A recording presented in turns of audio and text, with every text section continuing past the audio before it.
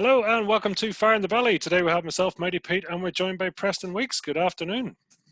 Good afternoon, Pete. It's a pleasure to be here today. Well, I should probably say it's morning time for you, so good morning to you.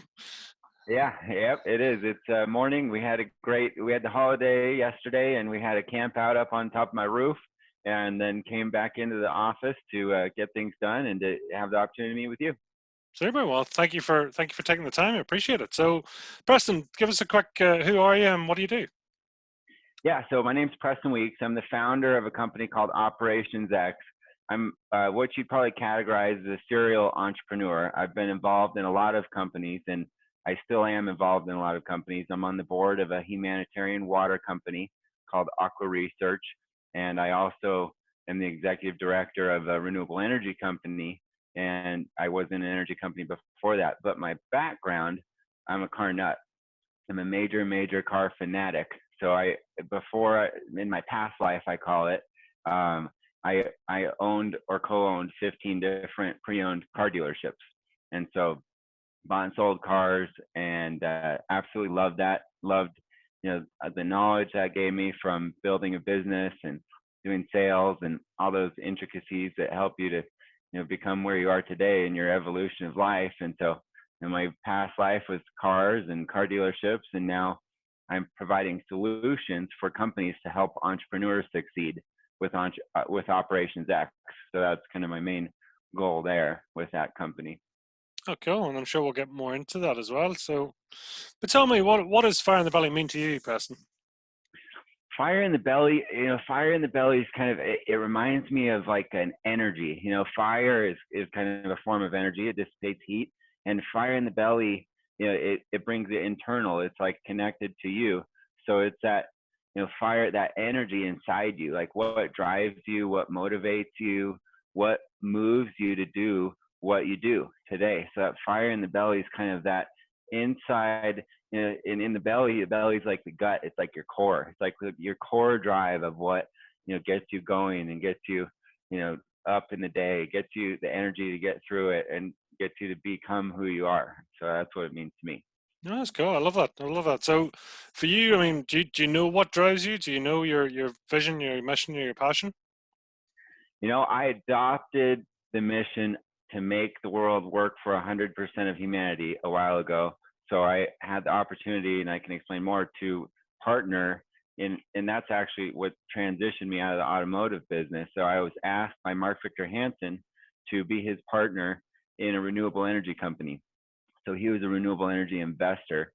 He had sold chicken soup for the soul business and invested in renewable energy technologies.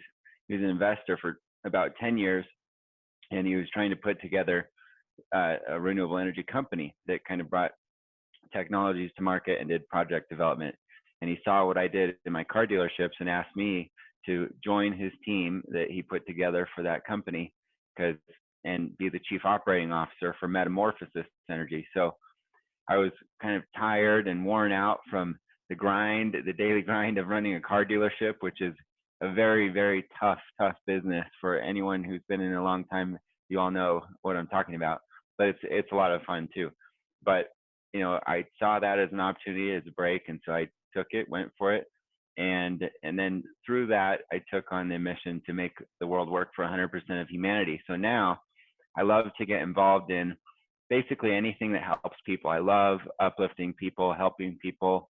That's why Operations X helps businesses. I'm a super, like I said, serial entrepreneur. So and I've felt like I've been a part of my businesses, so it helps people to become more and provide opportunity. So that's kind of what I stand for these days. Oh, I love that. A lot of passion there. That's great. And it's quite some journey. So I'm looking forward to this. So take us right back, Preston. Where are you from originally and your family? Yeah, so I was born in Salt Lake City, Utah, but moved down to Arizona right after as a kid. I lived in Arizona, grew up here, went to school and part of high school, and then ended up moving back to Utah, finished high school and went on to college in Utah. And then when I graduated from college, well, actually when I was going through college, that's what got me into the car business. So I was trying to figure out how to pay for school. And so I I was like, okay, I finally committed. I really want to do this. I want to go to college. I'm going to do it. Got to figure out how to pay for it. So I bought one $1,600 car. I got a connection so I could get into the auction. Got this deal with a guy that had an existing dealership where I could kind of buy my own cars and sell them. And I went up to the auction, made my first mistake. I bought a 1999 Honda Passport and got 10 minutes out of the auction, and the thing overheated on me. And I find out later it had a bad head gasket, chalk it up to a learning curve. And at the time, I didn't even have the money to tow it back to the mechanic. The auction house was an hour away from my place. And so I limped this thing home. I drive it for like, 5 minutes as far as I could and watch the temp gauge and shut it off and then wait like a half hour and let it cool down. And then once it got cool enough, I'd start it back up, drive, and limp that thing back to the mechanic. But I got it fixed. I got my money back out of it. I even made just a little bit, but I bought another car.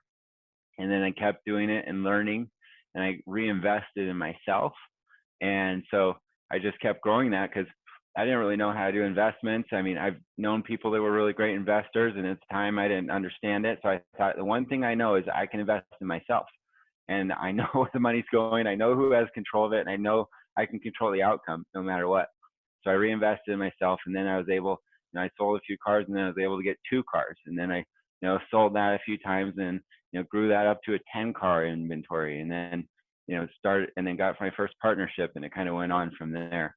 But yeah, I mean, going back to my days, in Arizona, as a kid, so my parents actually went through a divorce when I was 2 years old.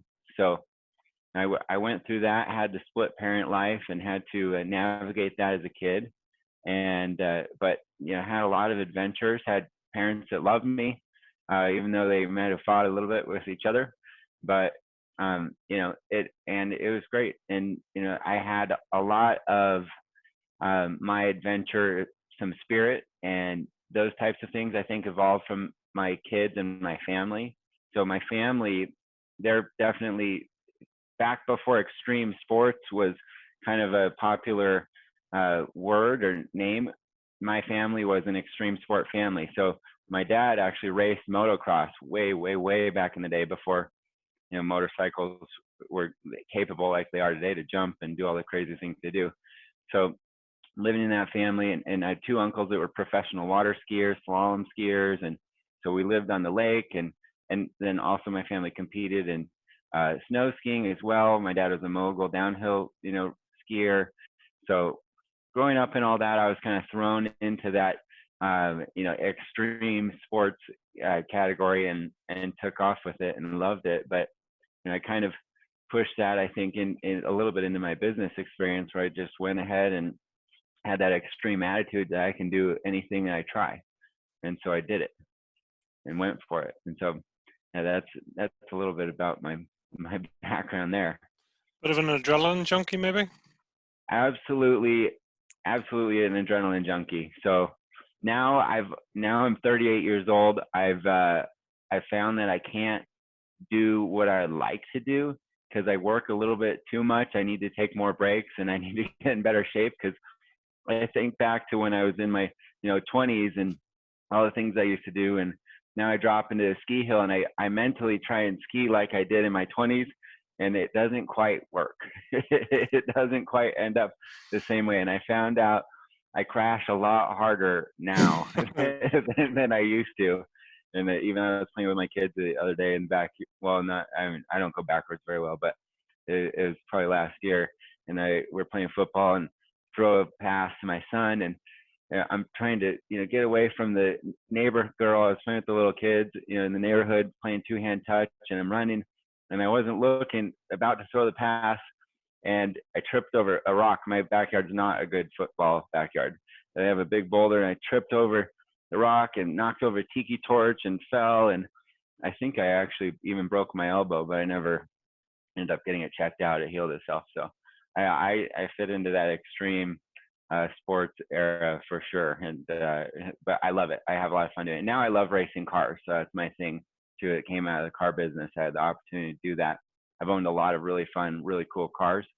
So I've been really lucky as far as that goes. But I love racing. So anything that's a competition, I think, and that comes from my family as well. I just am a really competitive person. So, racing is a lot of fun, and biking, and doing all those things now, and still skiing and getting out on the lake. So what was one of the earliest cars you remember then? Yeah, well, the earliest car I remember, so, and this is a funny story. So I've really been a car nut since I was a little kid. So back when I was like 2 and 3 years old, my dad had a huge Cadillac. It was a big white Cadillac with white leather interior, and this was back when they didn't care where kids rode in cars, and they could float around and didn't have to be tied down like they are today. So they're massive, and but it's good, it's safer, and we're smarter because of it. But I remember I would ride, I'd call it the bump. So it had an armrest that folded down in the middle. It had a big, white leather seat, and I'd sit on the bump so I could see up higher. And he would have contests with his friends on who could name the oncoming car and make and model of the oncoming car the fastest. And I could beat all his friends at like 2.5, 3 years old. And so, I think car dealership ownership was a destiny for me in the end. Oh, I love it, yeah, because it's great memories. I mean, I remember we used to call it the parcel shelf at the back of the car. You used to Hmm. lie across the parcel shelf. It's like Yeah, yeah. Right. health and safety and seatbelts and all the rest were optional.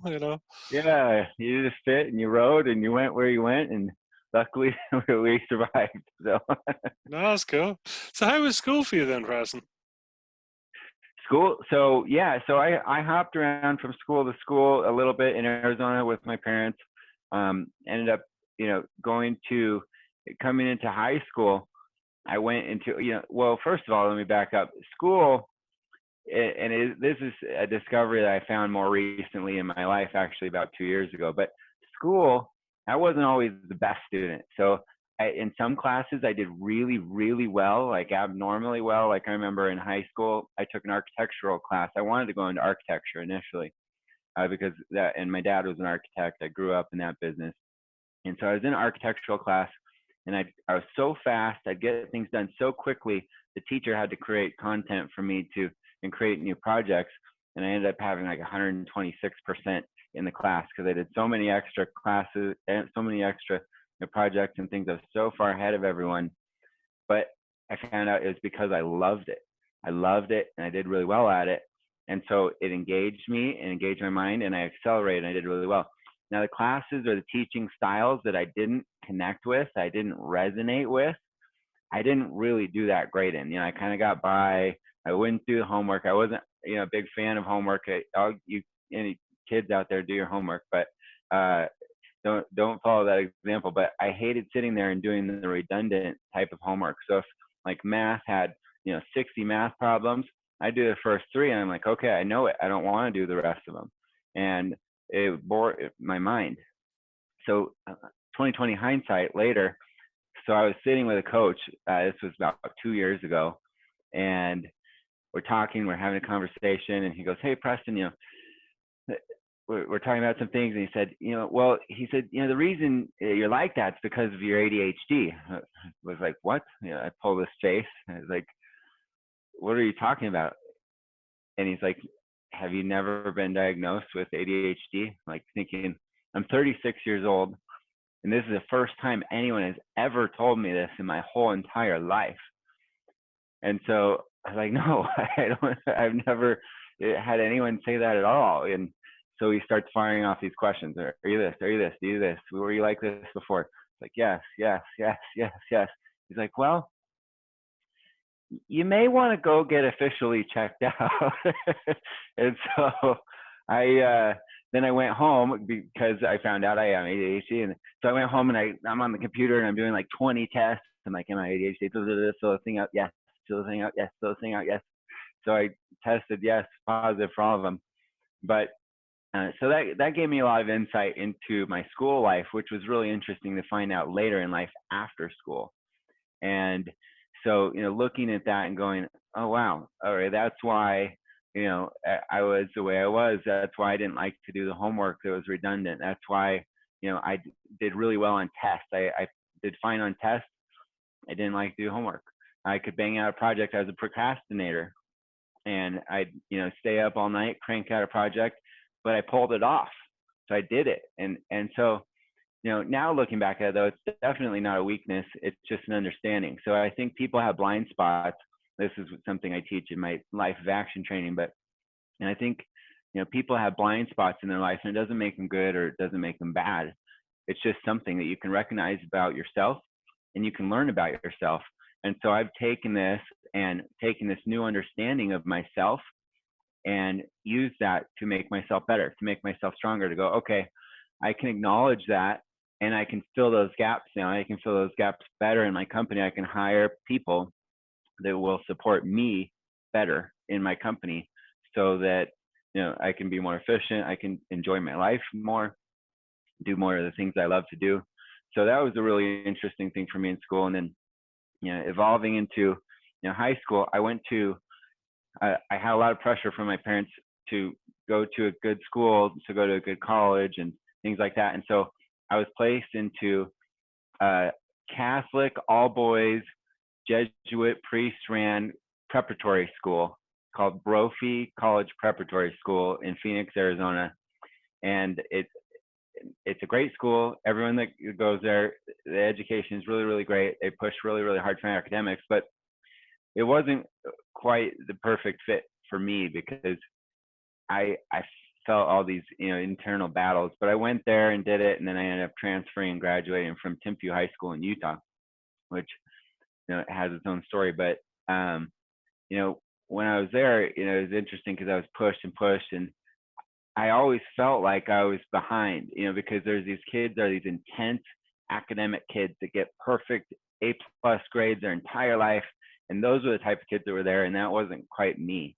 I didn't quite fit in that box. And so, but it was part of my experience. And then kicking out of there and going into college or high school, a different high school to finish, I realized how much I was learning there, even though I wasn't, a straight A student there. I mean, I did fine, but coming out of there, I just kind of reapplied everything else in public school and kind of glided through the rest of school. But yeah, it was part of my journey, and it was a really interesting experience. So, What was the best teaching style for you at that time?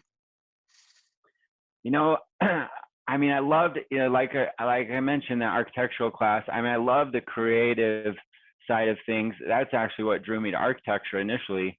So I worked in an architectural firm for 3 years before I got into the car business. Coming out of actually high school, I got hired into an architectural firm because I was so fast at it. And so, but the creative side of things engaged me because it was something that was new. It was something that I could learn, and it was something that was constantly changing. And so also too, on the academic side of things, like I'm more of a numbers guy. I don't like to sit down and do math, but I'm more of a numbers guy. Like I forget people's names. I'm like bad with words. I'm a great creative writer. So English, like I can write and I can come up with stories, and that's where I become a good marketer and different things like that. I understand people and their connectedness, and I love engaging with people. But I like biology or chemistry, like all those big words and the classes and things, I just didn't jive with that at all. And so I just kind of wanted to get through that as fast as I could, get it past me. So I respect all you scientists out there that are experts at that. You're part of my gap that helped my life work better. So thank you for everything you do. But that was kind of the thing that didn't connect with me. And the classes I did do well with were interesting teachers that were engaging, and also weren't really heavily homework based. So I would learn it, I got it, I understood it, but and some homework's fine, or homework that wasn't redundant was fine. But I really accelerated well on the test. So I did, I aimed in college. I aimed for classes that were test based. And so, you can go and like rate my teacher here and do things like that and do some homework and find out, what the teachers are like, or ask around at the school, figure out how they base their grades. And I did really well with those teachers that just based on the test, because I could go up, show up, listen, learn, and then apply all that knowledge in, one day, 6 times a semester or whatever, show that I knew it, and move on and do my thing. And so those were kind of the classes I really accelerated at. It's interesting, I suppose, because I'm also ADHD and dyslexic, and Hmm. so it's interesting, hearing that back, and you're saying, well, it's certainly not for lack of intelligence, but it's like just Right. impatience, or can work quicker, and Yeah. impatient to when it's going too slow. So Yeah. I find it curious there that it sounds like almost you worked best in an immersion environment, where you're put into it and you just got Hmm. on with it, as opposed to talking about it. Does that make sense? Yeah, no, definitely. And that's kind of like what I love to do now is, immersion in work. I love to do new things. I love to be face to face and engage with people. I love meetings. I love closing and selling. I'm a freaking the most killer closer you've ever met in your life when it comes face to face in a business meeting, because I love that. I love that challenge. I love engaging with people and, connecting with them, finding out who they are, finding out what they stand for, you know, and really creating that connection, and then, bridging the differences to create a common understanding. So that kind of thing, challenges my brain a little bit. And so, I really get a lot out of that. So school reports, what were they saying about you then? I was always a really good kid. I was always a nice kid. I was never a troublemaker. All my teachers loved me. But, like I remember my second grade teacher, because, we're doing a lot of the kind of class work where you do things and write letters, or, learn these kind of redundant things. And I think I would get distracted. And she had the nickname for me, Pokey Puppy. And so, I'll probably get made fun of that, but it's okay. But she'd call me the Pokey Puppy, and I would sit there and, because I think she'd give me these boring tasks and these boring assignments that, well, I thought were boring, and I thought they were redundant. And so, I wouldn't really engage with them, and I'd kind of start to do them, and then I'd kind of get sidetracked. And it's like, if you could see my view right now, I have 3 computer screens in front of me. I have 1, 2, 3, 4, 19 windows open on my computer, and that's my happy zone. That's my Zen zone. That's the way I function, because I just, I get a lot done. I'm very fast, actually. But if you put me side by side and said, hey, send out, so here's an example. This is something too that I actually learned and incorporated in my businesses. But so we do ad posting in the car dealership.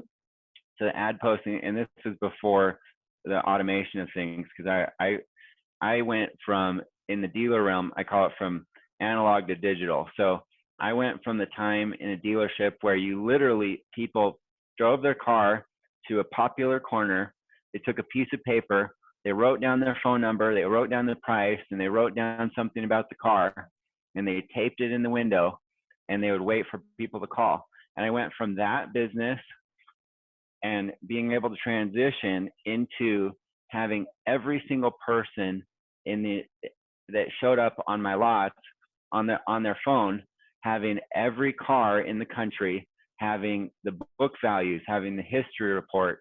And so I was getting compared, I had car dealerships in Utah, getting compared against cars in Florida and things like that. But you know, being able to adapt and being able to change. I forgot where I was going with that. I got sidetracked. But you know, that was a big. Oh yeah, that's right. So filling the gap. So when we were writing the ads, at first, we'd have to post ads. You type the ad, you load up the pictures, you send it out to the thing, whatever platform that you're posting the ad on, because we were early digital adopters in the car business. And so we did a lot of digital advertising and things like that. So we pushed the cars out to all these platforms. A popular platform in Utah was KSL.com. Craigslist is pretty popular, in the United States. But, we'd push them out to all these different sites. And so if you sat me side by side with a lot of people and said, okay, go get 100 car ads done, I would probably be the slowest out of all of them. because I'd get typing and I'd get working on it. And then I kind of like squirrel, I get distracted and I'm looking off to the side and I'm doing something else. I'm thinking about something else. Someone comes to me with a problem, I engage in that, solve the problem. But, if you say, come up with a, creative content for, a whole entire presentation, I can do that faster and better than most anyone that I work with or have worked with in the past, because I can jump into that intense new creative space and just bang it out and flow with it, and I'm in my zone, and because it's something new. But if it's the same redundant task, it drives me crazy. So in my car business, then I ended up hiring people in the Philippines. So I got this connection, actually it was through my cousin, which was fantastic. And she was working at a company in Salt Lake that did outsourcing. And so she said, "Hey, Preston, you got to check this out. I can get you an employee, and, I've got a great guy and he's available. He can help you with your car dealership, and he can help you do ads or do things that you need on the back end." So that was my very first employee I got connected with in the Philippines. And it was with my car dealership. So I was able to, separate those roles, because a lot of times in smaller car dealerships or startup car dealerships, the sales people are doing the posting, the general manager's doing the posting. You get into the bigger car dealerships where you get sales going, you can hire someone for that. And we grew, but I started with one car. Remember, I started with one car by myself, so I had to figure all this stuff out. And so, I got that tool and that resource, and I used that. I hired that guy, pushed all my back end processes to people in the Philippines. And so my salespeople, my people that are on the floor, my people that were there, could focus on the customers. They could focus on the cars. They could get to know the cars. They could get to know the people. They could really engage with them. They didn't have to worry about getting so many ads done a day or do so many contacts or so many calls. They could really just sit there, and they could be, really what I wanted them to be was to serve the customer, which was kind of a differentiator in my business. We weren't pushing people. I said, "Look, you just need to be." I had the opportunity to hire my aunt, and that's a whole nother story. But I do that with my salespeople. I said, "You need to just connect with the customer and be their friend and guide them to the car that they want, and figure that out and help them to decide. But you don't need to sell them. The cars will sell themselves." We had really competitive prices. So, we kind of were, the bulk, Walmart style pricing of cars. If you came to us, we pretty much had the best deal out there. And so that, because we were web-based, we were online based. And so, we were able to compete. And so my salespeople didn't have to actually, do anything with that. They were able to, just focus on customer service, focus on the quality of the business. And that really set us apart. That really helped excel the company. But rewinding that, it all came back to filling my weakness. I didn't want to sit there and put 100 ads. So, in the Philippines, they'd post like 300 ads a night. And then my salespeople would show up the next morning, and the customers would roll in. They take phone calls and organize meetings and pull the cars out, make sure they're ready for the customers to come view and drive and see. So it really helped set things apart. So it's that turning your strengths or turning your weaknesses into strengths situation. It's interesting from an almost the ADHD type of thing, and almost that serial entrepreneur, which I think personally goes hand in hand. But you almost you do lean on your weaknesses, and that's okay, because you over excel. And it sounds like that's exactly what you did. You sort of, you don't tolerate any weakness, so you push forward on all avenues. Yeah, no, absolutely. And that's, so, I have this, like I kind of mentioned before, this life of action training. And so it's a training I do. It's part of a public speaking thing I do, and training I do in companies or with people one-on-one or CEOs. But part of that too is, really to understand what your weaknesses are, because that's so important. And it doesn't mean that you're a weaker person. It doesn't mean, that's just who you are. You are who you are. Own it and be who you are, but focus on what you're good at. Focus on what you're great at. And that's something I had to learn through going through all these businesses, going through all the car dealerships, going through all these, challenges I had to navigate in my life to go, okay, I like going back to my extreme sports things. I can do anything. I can do anything. Go try it. Do, jump in. And I still kind of have that attitude. But, you know, what's helped me to be more successful is to understand my weaknesses. Because if you don't understand your weaknesses, they're still your weaknesses. Like, you're just ignoring it and you're being ignorant and you're creating a blind spot and you're creating a gap in your life. If you understand what your weaknesses are, like you're saying you're dyslexic, well, you understand that, there's no reason for you to, sit there. I mean, you can do things to try and fight it or overcome it or stuff, but you can focus on something else that works really well with you and bring in support for that. And then that makes you 10 times more efficient than what you were before, instead of just trying to fight and trudge through it and deal with it, in an inefficient way. And so, the more we can learn about ourselves, and we're constantly learning. One of my slogans is relentless improvement, because I'm always constantly improving. I'm constantly learning. I usually, more recently in my life, I've got into the whole circadian rhythm thing. So if you don't know what circadian rhythm is, it's kind of trying to live a little bit by the sunlight. So when the sun goes down, I try and wind down and go to bed. Sometimes I don't get that perfectly all the time with kids and work and stuff, but try and do as good as I can. And then when the sun comes up, I try and wake up. So, most of the time, a lot of times I pull a schedule where I wake up without an alarm about 5:30 in the morning. And, then I get up and I try and take that time for personal learning. I get on and I learn some skill I wanted to learn. I learned some program I wanted to learn. I go read a book about some amazing person that knows something that I don't know, or, go through different ways of learning. And so I try and, do that relentless improving. And so, part of that's, filling those gaps of what you're not good at, and then also constantly, moving forward and progressing, because, the world's moving, the world's, constantly rotating. People are moving around us, people are doing. And so if you're not, in my mind, and maybe this is a little aggressive for some people, but if you're not progressing, you're digressing.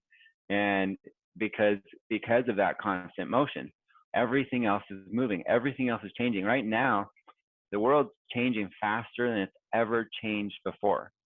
So with technology, with AI, with 5G, with the connectedness, I mean, you and I are talking on different continents.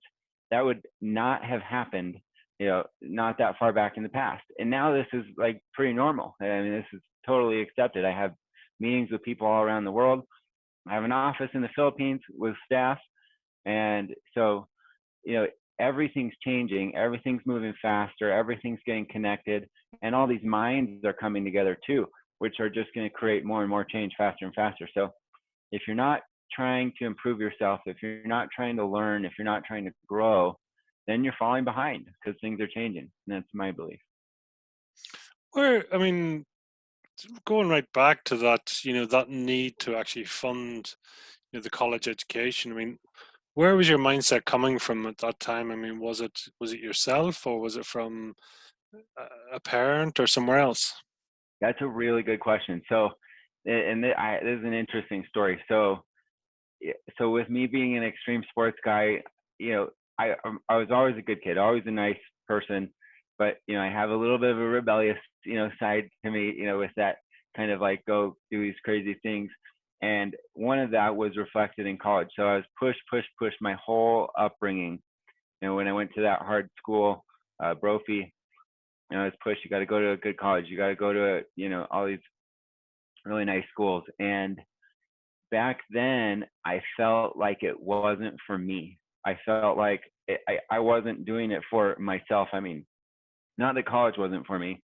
College is good. I think it's great for everyone to go to college and keep learning, but I didn't feel like I was going to college for myself. So I initially graduated from high school and went into college, and then I stopped for a while. I stopped and I started working, and because I didn't feel like I was doing it for myself, and I had more parental support at the time when I started college, and I was defiant, and I was a little bit rebellious at those times. And a lot of college kids are dumb and make a lot of mistakes, and now I look back at it and go, man, that would have been a lot smoother if I just went with their plan. But we've got to learn and discover and find ourselves, which made me what I am today and which made me a stronger person today, which is fine.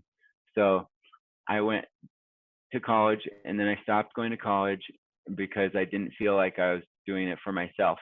I took a break. I worked. I kind of did some, humanitarian type of work, some service work, because I've always loved helping people. I've always been connected. So I worked in a mentally disabled facility. I watched mentally disabled people, and I really didn't get paid much of anything. It was almost a charity service because I'd drive them around and I wouldn't collect on my gas miles, and I'd go take them to do fun things, but it filled my cup. I loved it. And I love those people, with all their different mental challenges and differences that they had. They were amazing, amazing people, and I had a lot of fun to work with them. And so I did that, and then I realized, okay, I've got to do something more. I've got pretty big ambitions. I'm going to go ahead and go to college. So then I had to figure it out. And then I was going to college for me at that time. So then I decided, I had basically pushed off, my parents at the time and said, okay, no, I'm not going to do it for you. Take a break. Okay, rethink this. Now I'm going to do it for me. So I came back, and so that's what started that whole thing. I go, okay, now I've got to figure out how to pay for this because I'm on my own and I'm doing this for me. So you're starting off with one car. How quickly did this accelerate?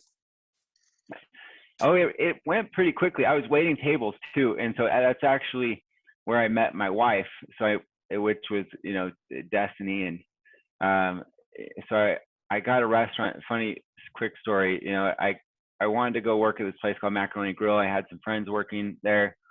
I went and applied to work there because they're saying, oh, you got to wait tables. I heard waiting tables is a good job while you're in college because it's flexible with your school schedule and things like that. So I said, okay, I'm going to do it. Go earn tips. I can do this. They took 2 weeks to get back to me. So I said, well, screw you guys. I'm not waiting anymore. And another friend that worked at a restaurant called Mimi's Cafe said, hey, Preston, come apply here. This place is great. I'd never eaten there before in my life.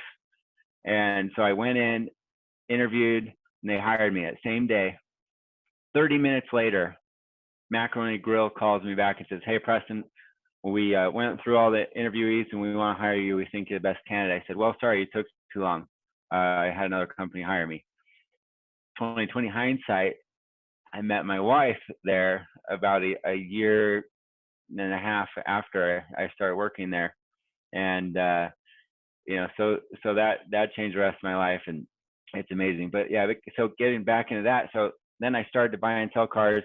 I was, waiting tables, and it started to pick up. And I actually got to the point where I was getting so busy with cars, I was paying more people to take my shift at the restaurant to try and get out of my shift than I was actually working.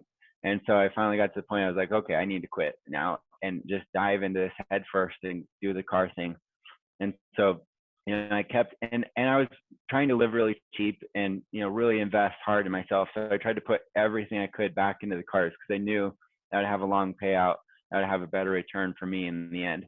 And so, really when it started to take off was when I got up to about 10 cars, and I could sell them really quickly. And, I was a high school kid and I was making about 10 grand a month, and I was not high school, sorry, college, going through college, but going through full-time college and selling cars and making about 10 grand a month and pushing those cars and being able to go on lots of vacations and things like that and having a good quality of life. I was like, okay, I can do this.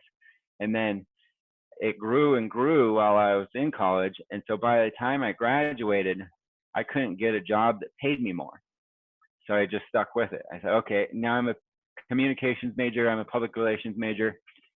I had that kind of back and forth, bounce around in college where, really I was close, and which looking back again, that's probably the ADHD thing, but I was close to doing about 5 degrees. So I initially got into architecture, didn't like what was happening, the changes in the industry with architecture. So I decided to change.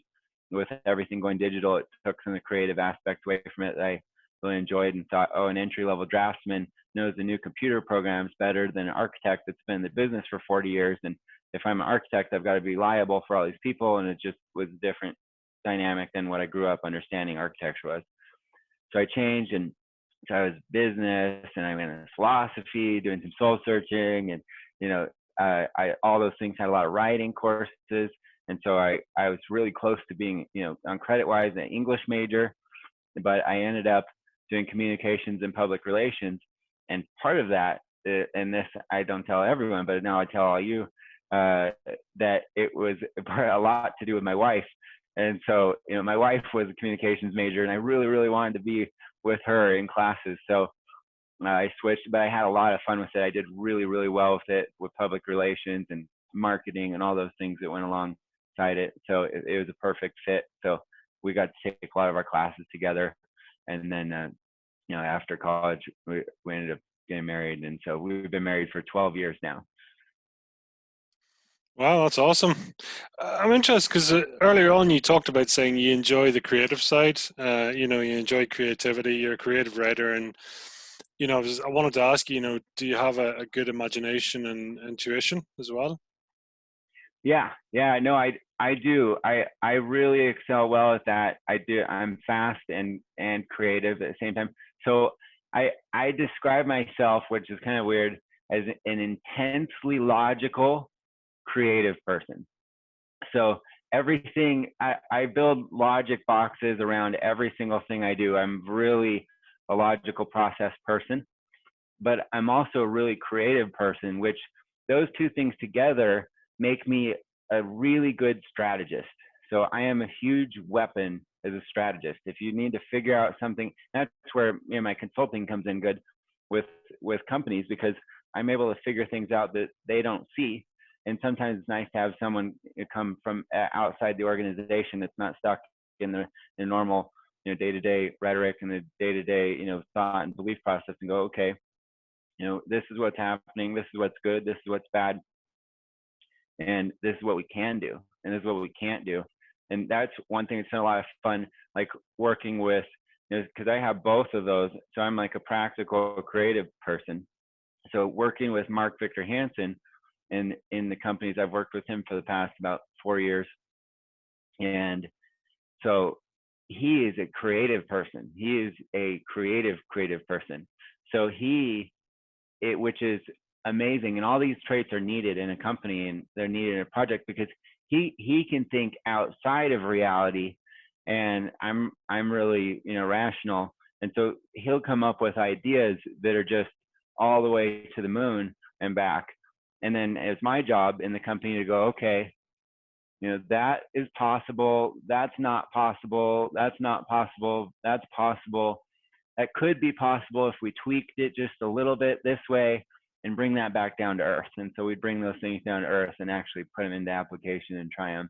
And so we're a good force together. But yeah, but I love the creative side. That's why I get into the marketing of things. I always did in the car business. Is sales is everything, and I'm actually a believer that sales is life. So I get a little bit intense about that. I think sales is everything, and maybe this might rub people the wrong way a little bit, but I don't mean it in a bad way. I don't mean like shove it down your throat sales like a car dealer, but everything that we do is sales. So you wake up in the morning, you act a certain way, you're selling yourself, you're selling your personality. You dress a certain way, you wear a certain type of clothes, if you wear a t-shirt, that's a certain type of sales. You're showing yourself off if you wear a v-neck, it's a certain thing. If you do your hair a certain way, it's a certain thing. If you've got facial hair, that's all sales.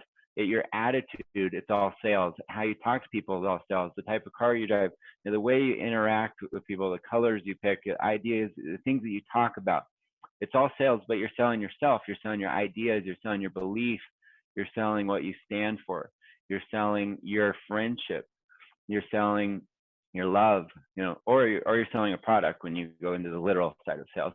But yeah, marketing, goes alongside that, and I loved, that creative side of the marketing, and so I would get into that a lot at the car dealerships, and really everything I do. And we also help companies, Operations X, with marketing support and videos, but where we do creative things, and I would also spur on my employees to come up with creative ideas. And so we'd do something like we'd do posts. Everything's social media now and online posting and things like that. So I'd have a contest every week with all my salespeople. I said, okay, whoever can make the most creative video that gets the most views by the end of the week would get an award. They'd get a bonus. They'd get whatever it was. They give them $100 or something like that. And so not only was it fun, because it created a little bit of competition for the people that were on the floor, and the salespeople gave them something to do when they were down, but also it gave them a bonus, and it incentivized the extra work. And the flip side of that, on the ownership side, was it was a really cheap marketing budget for me, because I could give them a bonus. So it was a win-win-win, for everyone. And that's what's really important, is to create win-win-wins in everything you do. But we'd have a lot of fun doing those videos, creating creative videos. I'd bring my kids into it. My family's really, really important to me. They're a huge, huge important factor in my life. And my kids, my kids and my wife are the most important thing. And I'd leave everything and have nothing, if I had to pick between the two, work or money or my family. But so I'd bring my kids in and incorporate them into the videos. So I'd have like my kids, when they were little, like my twins, like my 2-year-old sitting in like a Mini with the top down and having her talk, and she's like, "Daddy, this is a cool car." I'd interview her about it, but people love that. People resonated with it. So we do creative things. I learned how to fly a drone and shoot cool drone footage and stuff like that. So I love the creative side of business just in general, coming up with business plans, strategies, market approaches, or marketing, or and sales is creative too. I think engaged sales is really creative, because you've got to be live on your feet and interactive with a person face to face if you're doing sales. And so it creates this creativity that I don't think gets acknowledgement as creativity. But yeah, I love that stuff. At that time, when obviously right back and cars and running the adverts and going digital and things like that, I mean, who were your influences at the time? Where were you picking up these ideas? That's probably a problem that I had, actually, because I tried to figure a lot of this out myself. That was one thing. We fought through it, but in the end, now I've learned a lot. I've made a lot of mistakes and tried, and just that relentless improvement, like I talked about. But keep going, and I move fast. I get a lot done. I work hard. I work so hard. When I was working in my car dealerships, I'm the type of person where I'm happy working. I can work all day. I can work all night. I don't care. I'm in my comfort zone when I'm working. So I had to be actually really intentional with my family time or with my personal time. I had to schedule that, because I can get caught up in work and go, crap, I haven't seen my kids this week. So I was lucky, to be able to do that, and to be able to go, okay, on every Friday of every week, I'm going to bring one kid to work. I'm going to take them to work all day. I'm going to drag them around to each car dealership. I'm going to give them tasks. I'm going to make them work. I'm going to teach them that, life, you have to actually work for things. You don't just get them. And, so I had that opportunity too, teach them that, and, give them the opportunity to work. I'd bring my kids, like my son, Everett, and I'd bring him in to the office. Everyone knew who he was. And so, we'd get him out there, and I'd go, okay, go clean the wheels off. So I'd give him a rag, and he'd go out and kind of half wipe, tires down. I'd go, okay, you got to wipe all the cars down. He'd go do that, and he'd get bored with it. He'd come back. What else can I do? I'll get the broom, and he'd kind of push the broom in the same spot in the corner, not really clean anything. But it taught him that he had to work. And at the end of the day, I'd pay him. I don't want to make my kids feel entitled, so I wouldn't give them too much. That's one of the good things I've done as a parent, is I've never really bought my kids anything. I've gave them the opportunity to make whatever they want to make, but they've got to work for it. And so, I wouldn't buy them things, but I said, if you want to earn something, you talk to me, I'll give you a way to earn it. And so, I'd give him $1 at the end of the day for working, because he's like 2.5 years old or 3 years old. And then there's a dollar store next to one of my car dealerships. So then he'd work, then I'd pay him the $1, Then I'd take him to the dollar store, give him the dollar. He'd go in there. He could pick something out from the store, buy it, and he'd have something. He owned it and he earned it. And it taught him that bridge from, okay, I've got to work. I can work and then make money, and then money helps me to get things that I want to get. And so I've kind of, that's my one of my successes as a parent. It's worked out well so far. My kid's only 8, so we'll see how it goes. But my oldest is only 8. But yeah, that was an opportunity that I had to do in the car dealerships that I loved doing so much. So you were trying to work out the math. So I mean, you were sort of working flat out at the cars. You were waiting tables. Out of interest, how were you as a waiter? Were you a good one? Yeah, I was a great waiter. Yeah, I killed it with tips. I talked my managers into free food every single day, which was probably really annoying for them, but they know they saw me coming. I had to go negotiate a free meal for some reason. So I didn't have to pay for food.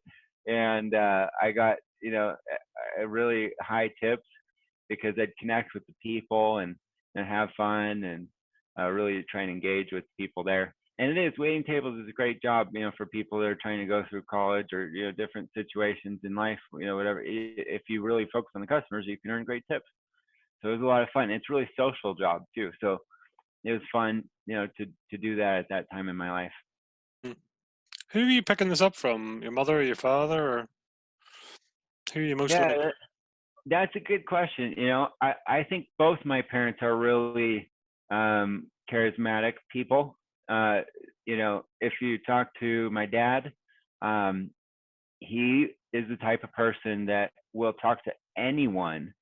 If you've never met him ever, he'll sit there and he will talk to them until they'll leave. He'll talk and talk and talk and talk and talk and talk and talk and endlessly talk. He's the most amazing conversationalist. And in high school, I kind of pushed away from that. I was like, Dad, you're crazy. Like, I have to hang up on you. Like, Dad, come on, you gotta quit talking. I'm gonna hang up on you on the count of 3. I gotta go. I'm busy. I'm gonna hang up on you. 3, 2. I love you, Dad. Bye. 1. But he's a great conversationalist, and I love him to death. And he can talk and talk and talk. And my mom, she's a really intelligent, really sharp person. Her father was an attorney, a big shot attorney, and she's got that. She's a smart, thought process person, but she's great to talk to. She's a lot of fun. Everyone loves her, and so I think I got good DNA that helped me out, and good parents, and some good guides that gave me some of those tools for sure, without a doubt. That's awesome. So tell me, you were building up the car business until you eventually get your own license or dealership. What way do you go? Yeah. So, well, so I bought and sold cars since I was 16, just to get a cooler car, because I loved cars, always loved cars, never have not loved cars. So, like, my first car was a 1987 Suzuki Samurai. It's like a baby Jeep. I bought it for $2,000. Put big fat tires on it, put a lift on it, so I could go off road. It about tip over all the time because they got terrible ratings and they quit making them because they tip over and they're not safe. Well, that's what I drove, and another thing I survived through, I guess, as a kid. But I bought and sold cars so I could get a cooler car, and so I got some money and I got this BMW. There's a 318i that I loved. I love German cars too. I love a lot of different types of cars, but definitely like a lot of German cars. And so, I got this BMW, and I got, oh yeah, that is awesome. Mine looked so much like that.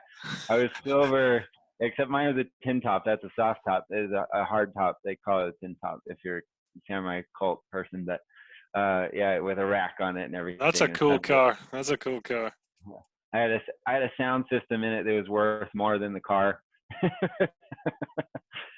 And my hearing's probably damaged because of that. And I was a little bit of an audio nut through high school and college. But yeah, I bought and sold cars so I could get a cooler car. And so once I decided to do it commercially, I licensed up. And so that first $1,600 car I bought was the first car I bought at an auction. So I was an actual dealer with the dealer's license, went to the auction.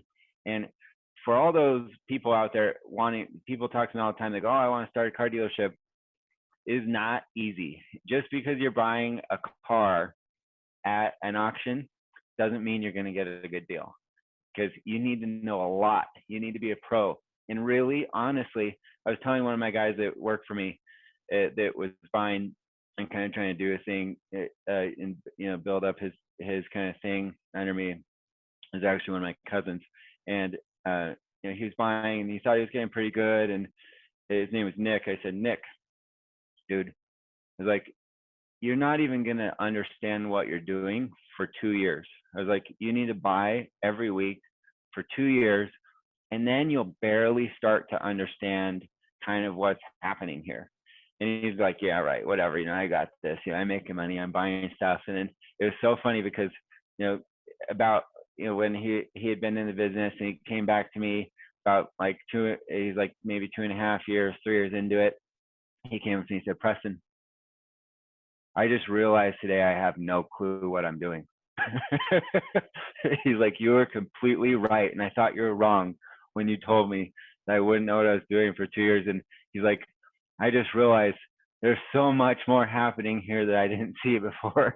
And because there's all these crazy dynamics with the auctioneers running numbers of fake bids, with buyers bidding on cars, with components that are hidden, with disclosures that aren't quite represented the way you might think they are if you're a new buyer, and the different things that you have to look out for. So it's really, really, really complicated business. And now it's changing. I mean, like the world's changing.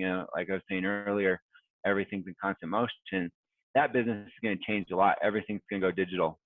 Auctioneers, unfortunately, it's sad to say, but that occupation is a dying occupation. People that are auctioneers are going to be out of jobs in the future, I think, because it's being replaced by digital processes. And the closer that they can build consumer confidence with condition reports, is, if you want my forecast for the future for cars and car purchases and sales in general, and dealerships too, the people that figure out how to do accurate condition reports and gain buyer acceptance of the condition reports of the cars will change the car industry forever. And that's starting to happen. But people are buying online more. Car dealerships, I don't have any statistics, but car dealerships are buying online more than they ever have, by a ridiculous amount of number, and they're forced to recently with the whole pandemic thing. But even before that, they were buying online because it's just easier. They go, okay, I don't have to sit there and go wake up at 5 a.m. and run out there, and I can sit here and look at 10 auctions across the country and chart list out what I want, and do the research before, and go through condition reports, and buy postal inspections to backstop my risk. And so it's a changing business for sure. So through that, you built and built till you got your own dealership, and then it just kept snowballing, right? Yep. So yeah, I kept snowballing. I started getting into partnerships. Had some issues with partnerships for sure. Went into them, went out of them. Had good ones, had bad ones. Built some up. I built one up that was, I won't say who, or I won't throw anyone under the bus here, but I built a company up, to like 400% with a partnership, and then my partner basically gave me this ultimatum. We were fighting back and forth, and he was trying to come up with all these reasons why he should be more of a owner than I was, and I had pulled him out of a different industry to bring him into the automotive world. So he took my business model and everything, and I built this whole thing, and I don't even think he realized what I did. And then he tried to leverage me out of it, and I won't go into too many more details without, I don't want to throw anyone on the bus here, but because that dealership's still functioning, but it wasn't a fair deal. So that inspired me to go, start more car dealerships. So I started a company called Car Finder, which was, a lot of fun. That was my baby. I left, took half the inventory when I left, and went and started that company, and took, a couple of the salespeople, and he brought in his family to kind of backfill, and they had some ups and downs, and then they were able to, pull out and keep going. But so and I kept growing from there, and I tried to grow and grow and grow. I grew, I had some pains too. I had some failures along the way because me being maybe a little bit stubborn, I did try and do a lot of this by myself, and a lot of it I was making up. I was one of the first. I was the first car dealership I know that didn't do a standard car lot model. So we, like I was saying, it was adapting, and so I decided to adapt with it. So I got a warehouse. So one of the car dealerships I had is probably maybe the fourth or so car dealership into it. I got a warehouse, got a 5,000 square foot warehouse. I could park 18 cars inside, 40 or so cars outside, and we were 100% online, 100% no drive-by traffic, 100% web-based, and we killed it. We crushed it because we did really good marketing. We did really good prices on things, but and then I'd have people and they'd come into the warehouse. We're in Utah, so it snowed. So it's kind of nice to be able to show a car inside sometimes in the winter if it was snowing and things like that. They'd come in, take it out for a test drive. But, we just did this online marketing thing, and we pushed this beast of a gorilla. I built the website with the help of a smart computer nerd, which all you computer nerds, I hold on a pedestal. That's a respectful comment, so I don't mean to offend anyone. I think that's a great trait, especially in the world today. But I had the help of my buddy, and it paid him for it. But he built my Car Finder website, and we launched that, and it was a great success. And we went online, did all these pushes, and did all these digital marketing campaigns, and just brought all these people in, and sold the cars fast. Because now, and that's actually a lot of the reason why I'm out of the car business today is I love the car business, but it's such a tough business right now because the margins aren't there like they used to be.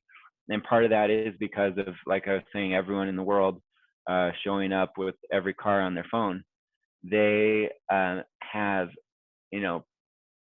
it's pushed the profit margins down so thin on things that you have to be a volume seller, and it's so much work, it's so much risk, it's so much liability. So now everything has to be back-end profit. So then you're selling financing, you're selling, warranties, you're selling upsells. And we did that, but I don't love that. And even that now, the margins, I've been talking to some of the dealerships I know and help consult with, and the margins are going down on those, the back end, financing. So if you go in and if you buy a car at a dealership and they finance the car there, if they're set up right, they're getting money from that. So they get paid a couple $100 or whatever to process the loan there. I think it's like a bank thing where they don't have to pay their teller or whatever to do it. So they pay the dealerships to push their product, and different companies, finance companies, pay different prices to the dealerships.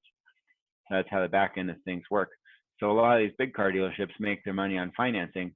Well, now most of the money, is made on financing or back end products on these things, and so it's completely changed the dynamic of it.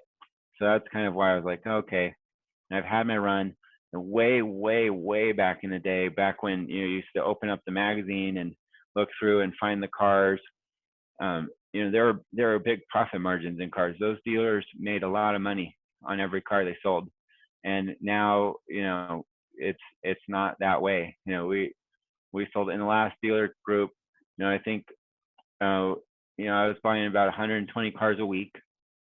And, so we're pushing about 60 to 100 cars a year. And, we're cranking through things, but it's so much risk, so much liability, so much expense, so much operational, chaos. So I was like, okay, I've learned how to grow, something from one person and one item into a big company with multiple locations, multiple verticals.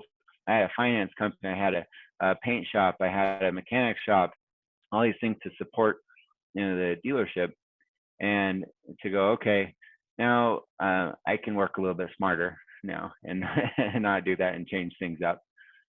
So I pivoted to, what I'm doing today, which is still, I get crazy and get into a bunch of different things, but I guess I kind of thrive on that. So when did that pivot happen? What was that? So when did that pivot happen? When did it happen? Yeah. So it started to happen in really the end of 2016. So I got the offer, maybe it was the beginning of 2017. So I got the offer to join the energy company.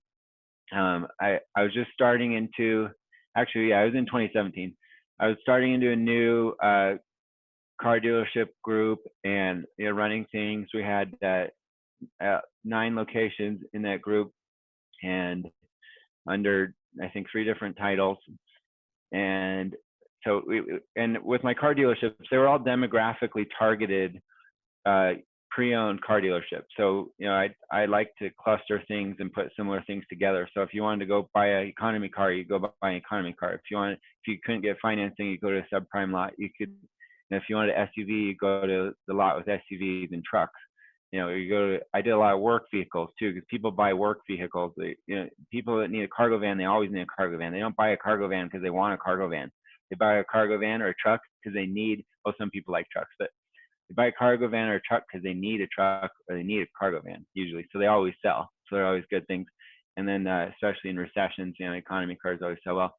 But yeah, basically, pivoted out of that in 2017 with that offer. So I started to kind of set up, and that was one mistake, too, that I made in business is that I probably could have got help with. And that's why I think it is important for people to get consulting, get coaching, and you can learn faster.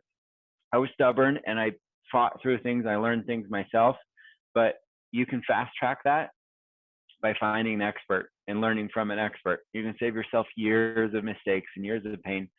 And so, that was one mistake that I did in the past. But I was building my Car Finder brand to become something that was bigger than me, that I could run without me being involved in it, because I was a critical component in all this. I bought all the cars, I ran all the people, and I was the backbone of this whole company, and the company would die without me.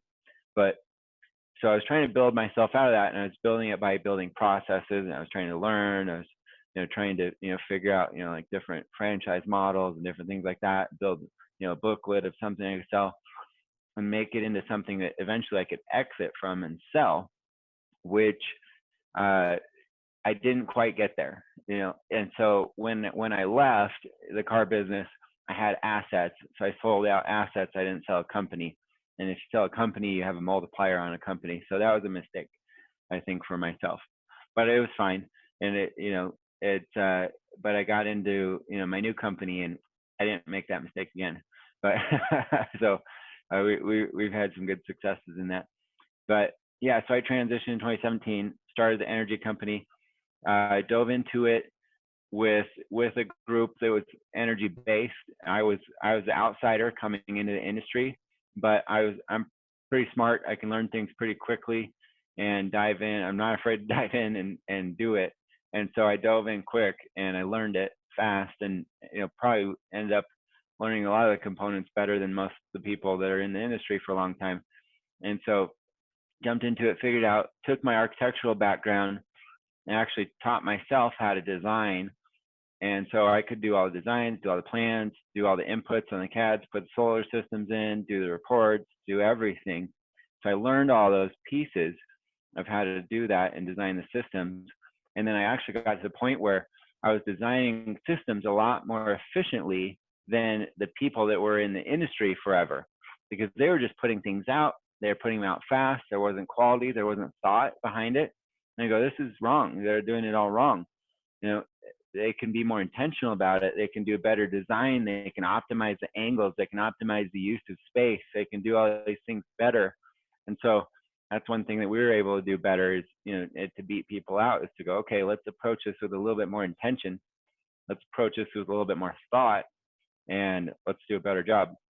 And so that was kind of the transition. And then also being partners with Mark and having him be an investor in renewable technologies, it opened up my whole world into a whole new realm of things. So I gained a lot of credit and a lot of trust with Mark, because everything I did, or everything I was asked to do, I did, and I performed on it and did it well and built it and made it better.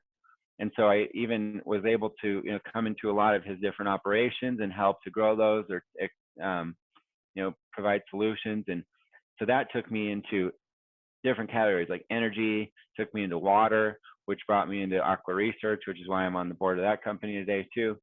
It took me into public speaking, which was fun. And, I was able to do that a lot at different events and things. So I was able to look then with Mark being an investor, and I was kind of his front logistics kind of analyst and strategist behind everything. I was looking at hundreds and hundreds of companies, hundreds and hundreds of technologies, and vetting them. To go, okay, what company's good, what company's bad, what are their weaknesses, what are their strengths, how can we work with them, how can we not, how can we partner with them, can we help them, can we not, can we be of value, to them, can we not, is it worth my time, is it not?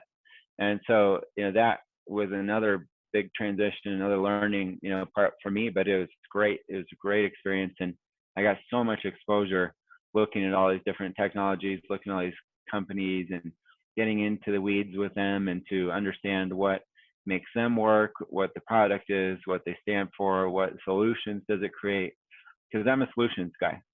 So that's what it all comes down to with everything in business, I think, is solutions, creating solutions. If you're not creating a solution for someone, then you're wasting your time, or you're not important. If you're creating a solution for someone, you're creating importance, you're creating value in your product. So every product, creates a solution. If you've got, chapstick, I got this big fat chapstick. I bought this one because it doesn't melt in the sun, and it's going to be 109 degrees here in Arizona next week. But so if your product doesn't create a solution for someone, then it's wasting their time basically, or it's not relevant, or it's not continue to be adopted. You might have a short shelf life, but you're not going to be a successful company in the end. So I got in there and got able to analyze these companies, look at them, dive into them, and really connect with them. And so that's why I really got into the like this aqua research company. I got into a number of different companies. We negotiated a bunch of different deals with Fortune 100 companies, even to take their products into manufacturing, adoption, and production, bring these products out to the world to make a difference. So through all that, that's where I adopted to make the world work for 100% of humanity, because these solutions are needed. Not only are they needed, but they're actually out there. We just need adoption and lower costs on some of them. But there's so many great ideas out there. And so, there's hundreds or thousands of them, hundreds of thousands of them that need to be implemented. And there's so many opportunities out there. Like Aqua Research Company, I don't have one actually right now, real close. Otherwise I'd show you here. But it's like a little device, and it fits in your pocket, and it's got a little solar panel, and it's about not much bigger than this chapstick thing. And you put a little bit of salt water in it, about a quarter volume worth of salt water in it, and you push a button, and it actually performs electrolysis and converts that salt water into essentially chlorine with a little bit of hydrogen peroxide that's dosed by which button you push on the device for a container. So then you dump it, makes disinfectant. So it's a water, I rebranded it as a water disinfectant generator. And so it makes a disinfectant for the water you have access to. Well, it's a solution for people that don't have drinking water, don't have clean drinking water. There's millions of people around the world that don't have access to clean drinking water. So people, in third world countries, they get buckets, 5-gallon buckets, the ubiquitous, bucket of the world, and they go down to the river and they pick up, water out of the river, and they haul it back to their place, and they've got their drinking water, but it's dirty, it's diseased, it causes problems, it causes diarrhea, it causes death. And I think there's a statistic, it's a little while since I've looked at it, but 50% of the hospitalizations in third world countries are due to waterborne illnesses. And so if you can create, something to be a solution for people, so like this device, you don't need energy, you don't need resources, salt's basically everywhere, it's cheap or free. I've literally scraped salt off of metal that had dried water, on it, and scraped up a pile of dried salt and put it into the container and made some salt water and then made the disinfectant with that, just to try it to see if I could do it. And but it's cool solutions like that that change the world. Or these things that are kind of popular now, like solar panels and stuff, wind technologies and hydroelectric technologies, because power generation is a huge thing. If you look at and whether you believe in global warming or not, or different climate change, that I believe climate change is real. And I heard a good quote. I was with Leslie Graham, who's a politician here in the United States and senator White House as well. And we were in a meeting, and one of them said, and I think this was a quote actually maybe from the Clinton days, but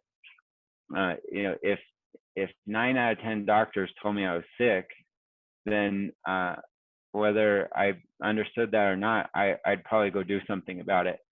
And 9 out of 10 scientists say that climate change is real, or climate change is caused by humans, then you probably need to pay attention to that and do something about it. And we can do something about it.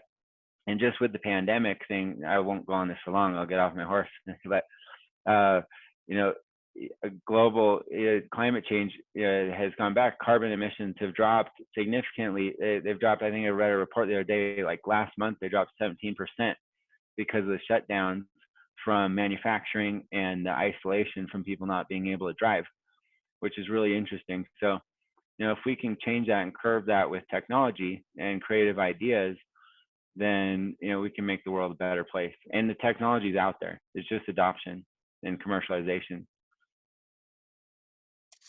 No, it's a very good point. And I was going to ask you to define, making the world work for 100% humanity. What does that mean to you exactly?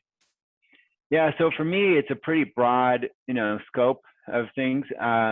So, and I don't pin it down really too tight, because I do get involved in a lot of different things. So, from the energy company, it's making the world clean, it's making the world better, it's creating a better future for my kids, so that they don't have to grow up. Like, I love Arizona. Arizona's a pretty clean state overall, comparatively to some. But I live up in North Scottsdale. I'm kind of up on a hill, and I look down over the valley. And the one thing that you can't argue with, doesn't matter what your view is with climate or pollution or things like that, I look down at the valley and I see a brown fog. I see a brown cloud that sits over the city. And if I can do something to make that brown cloud go away, then I'm making the world better for humanity. And we all share the same world. So Mark teaches, from his influence, Dr. Buckminster Fuller, who is a student of Einstein, that it's all one world. It's all, I forgot the catchphrase he uses, but basically, we're all on the same planet. And so, the air that's in China in a manufacturing facility, just because it's there, it blows across and gets impacted here in the United States, or it blows over to you. You see it in a volcano. If a volcano goes off, it takes a few days, but those ashes reach and they can cover across the entire world. And so, we're all on this same, capsule together. It's one planet. So if we can make it better, and if I can do something to help that, then I've done something better. And so that's one thing. Water is, an important thing. That's why I got involved in water. We die if we don't have water. First, air, we die relatively quickly if we don't have air. Second's water. So the most important thing, 3 days, you're dead. So if you don't have good water, I think everyone needs access to good water. I think that's, something that should be, a human right, that we can make that abundant for everyone out there. And so, that's what's got me into the, whole water thing. That fits in my purpose to line for 100% of humanity. Also, too, people. So engaging with people, helping with people. So I do coaching with people. I do CEO coaching to help uplift people's lives. I've gone through trials. I've had challenges. And I can use my experience, because I fought through the trenches, to help uplift someone else's life and make them better. If I can change one person's life, if I can make one person's life better, that has exponential effect, because it affects everyone they interact with. It affects everyone they touch. It affects their family. It affects generations to come. So I'll tell you one story. For example, is a really big thing, for me in running my businesses, is providing opportunity for people. So I've had employees, and it's been a big, thing that fills my cup to be able to provide opportunity for my employees. So I was running the car dealerships. It was crazy. I had all these different operations. And there was times where I looked at it and I go, man, I could sure simplify things and go back to what I was doing before, do this all by myself, outsource, all the fixing and things like that. Just do simple sales, and I can live a really great life. I make, more money than I need, and, really, really simplify things and have a lot less obligation, a lot less risk. But the thing that changed that for me, the thing that, really motivated me to not do that, was to provide the opportunity. And one story I'll tell was when I was able to hire my aunt. So I was able, and as a kid, I never thought that I would be hiring my elders. As a kid, you're like, you look up to the people above you and you go, wow, they're amazing people, and they are. But you never see yourself as a kid on the same level as them. And I had the opportunity one year where I was looking for salespeople. I had to grow my sales team again. And my aunt, her kids were getting older. They're kind of getting close to, most of them were, leaving high school, about half of them. Some of them were in school, still in junior high and stuff. And I, I saw this skill in her that she didn't see in herself. And she was this really charismatic person. She was so easy to talk to. She's the friendliest person in the world, and she could connect with people. And I saw that and I go, hey, her name's Mindy. I said, hey, Mindy, you would be great at sales. She's like, Preston, no, I don't know anything about sales. I don't know anything about cars. I don't know what you're talking about. And I don't think I could do it. I said, look, you don't need to know anything about cars. I just need you to understand two things. I said, I want you to be the customer's friend when they come in.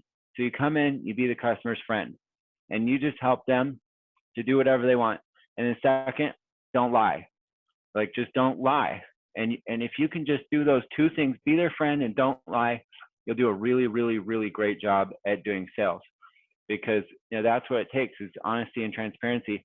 And so she did that. She came in and she started working. At the time, she doesn't mind, I think, telling her story here, because she's pretty open about it. But she was in debt. Her family was in debt, and I think they had like $50,000 in debt. And so her and her husband came up with a plan, a budget to come out of that debt. And so she has 5 kids. She budgeted 55 cents a day per meal for these kids. And these kids are big kids. My cousin, he's like 6'8", so they eat a lot of food. And so 55 cents doesn't go really far, and you've got 5 kids, that are 6'8", or these big, tall kids. They're hungry kids and growing kids. And so she came with this budget. So I was like, hey, Mindy, come work for me. I think it'll be a good opportunity. I think it'll, help you. And she had been a stay-at-home mom, and her husband was kind of a computer tech guy, and just wasn't making enough income to offset their debt. And so I hired her on, brought her in, and I was able to see that. And I was able to see that transition in her life, because I'm so deeply integrated, because she's my aunt. And so I was able to see her make money. I was able to see her pay off her debt, and I was able to see her improve her quality of life. So then they had these old cars that were kind of like hand-me-down cars from my family that were kind of like barely working. I remember one of them, there was an old Honda Prelude, I think, and the door had rust all the way through the door. You could see it through it. And my uncle commuted 30 minutes to work up the canyon through snow and everything. He'd drive that car with like, almost 300,000 miles on it. And the thing was about to explode. And, but they upgraded, their cars, they upgraded their life, they upgraded their quality of life. They were able to pay off their debt. And then they were able, once they got that under control, they were able to do more with their kids. They were able to go on vacation. They went to Disneyland for the first time as a family. They bought this big cargo van, and they got all the kids in it, and they went on these road trips all around the country and did these fun things. And then they were able to improve and go from there. And now she doesn't work for me, and she's moved on to other great things, and she's ran a medical office, and she's done all these other things. And she found that confidence in herself because she was a single, or she was not single, she was married. She was a mom, a stay-at-home mom who I met, and she had been out of the workforce for a long time, and she didn't have the confidence to come out and work. And I think there's so many moms out there that feel that way, but I was able to give her that opportunity and to be able to point out that she can do it. You have tools, you can go do it. You need to recognize what you're good at and go do it. And it gave her the confidence to change her life. And I saw those changes happen. And that was so rewarding for me. That's probably one of the most rewarding things I've been able to participate in, in all my businesses, because, seeing that, and then, seeing that across a lot of different employees. I was at an employee party, and, I was looking out one time, and we had, probably like 55 people in the room or something like that. And I'm taller, a little bit taller, and I was a little bit taller than mostly everyone in my company.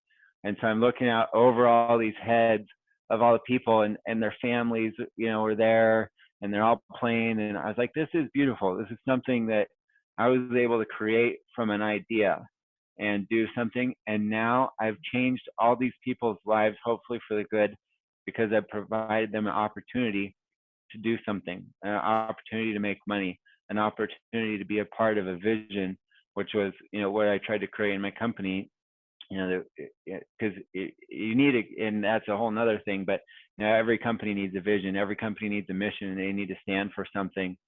I had the opportunity recently, jumping tracks a little bit, with Mark. So I've been building online courses for companies or people that have different products. So we do that through Operations X. So if you've got a product, we can build a course, put it all online, automate it, and it runs. So Mark is one of the greatest authors of all time. He's one of the top selling nonfiction authors in the world. And so he sold pretty much almost more books than anyone. And so he's great at it. So he wants to share that with the world and make a difference. So he came up with the You Have a Bestseller in You, or if you have a book in you, you have a bestseller in you. Training course. We got 12 lessons. You can go online. It's on my website, operationsx.com, and you sign up for the course, and Mark goes in and he actually teaches you online through this course how to make a bestseller and how to create it and how to make it successful and how to make it launch and actually do something. But the whole reason why I started to tell a story is because I believe that everyone has a story. Everyone has a story because they have something you stand for. Like you've got the fire in the belly thing, and that's kind of your story. That's like what is like your driving underlying purpose between your podcast and what you're doing, and you're sharing that with people, and people connect with you and they listen to you. That's why I'm here today, because it's interesting and people resonate with it and they connect it, and it builds a following. It builds a connection with beyond what you are. And so I think everyone needs that, not only in their company, but as themselves in a platform. And you can do that by telling your story. You can do that by making that clear in your company. So that's why I built that course with Mark, is to help people to connect like a book, and take a book and tell their story, connect it into what they do, and you can connect that into your business, and you can do it beyond. You can make it to build your brand or to elevate you on a plow of the rest, because we're in the information age. So I get a million different things that pop up of services and things, and my LinkedIn has all these people. Oh, I can do this, I can do this. Well, what makes them different? What makes that person different from every other of the last 100 people that sent me a thing saying that they can do SEO for my website, or sent me 100 million things saying they can do marketing or this or that or whatever the offering is? And it's their story. And if people can connect their story to their business, and so in a company they call it a mission statement or a vision or things like that. But if you can, and it even helps to write a book and put it down and make it concrete, so that people know, okay, this person stands for this. This company stands for this. I've got a buddy, Jonathan Kaiser, owns a company called Kaiser Real Estate. They do tenant representative real estate. And he wrote a book, I'm going to probably mess it up, called something about, you don't have to be ruthless, or something like that. and it talks about the industry problems of how ruthless, that industry is, where, people go out and they misrepresent because they just want the money, they want the paycheck. And he built his firm based on, being authentic and trying to provide authentic value for these companies. So he wrote a book about it. Well, since he wrote a book about it, now it's made him the expert in that business. It's made him the expert on that topic. So people come to him and look to him for advice, or they come to his company and they look at his company because they want what he stands for and they want what he believes in. And even, just like a couple of weeks ago, I saw even the governor had him on a panel as an expert. And a lot of this is stemmed off of because he put his book out there and goes, hey, here's who I am, here's what I stand for. I put it in writing, and this is my company, and we stand for the same thing. So you can do those things to tell your story, to create a brand, to create a connectedness, and to separate yourself from the herd, to separate yourself from the pack, and to make your difference be a difference that people understand. It's super interesting. I mean, do you know your own USP and how you create? How do you stand out? So me, how do I stand out? Well, I think, I just stand out by connecting with people. I mean, that's, my mission is anyone that knows me, anyone that works with me, I am honest and full of integrity and authentic. I am not afraid to share my thoughts, my heart, my meaning, my purpose, my intention with anyone. I don't have anything to hide. And a lot of people, they put up like a face. They've got like face, like in China they talk about face. It's like what you show versus what happens behind the scenes. Well, I'm full of authenticity and caring and uplifting the people around me. If I'm not uplifting the people around me, if I'm not changing someone else's life, then I'm not performing on who I am, in myself. And so I want to make the people around me and make the people I can touch, make the people I can talk to, make the people I contact with better and improve their lives, so that I can create exponential, relentless improvement within people and inspire them hopefully to take action in their own lives. That's why I created the Life of Action, and to make change, to make positive change, because we all deal with challenges, we all deal with problems. It's just part of life. We all fail. And so some people get stuck in their failures. Some people get stuck in it and they let it define who they are. I've been guilty of that in the past. I had to learn through that and get through that. When I had challenges, I had one of my car dealerships, the finance company that was financing most of the inventory on the lot. We were in a heavy growth phase. Everything was really leveraged, and the finance company got acquired by another big finance company, and they changed all the terms. They changed how everything worked. It screwed everything up, and it eventually caused them to come and basically shut everything down on that financing line. And at the time, that was like one of my companies. That was like a part of me. And that's why I like to help companies, because I feel like these entrepreneurs, these companies become part of them. I think I'm helping them in the end, if I can help your company. And that company was a part of me.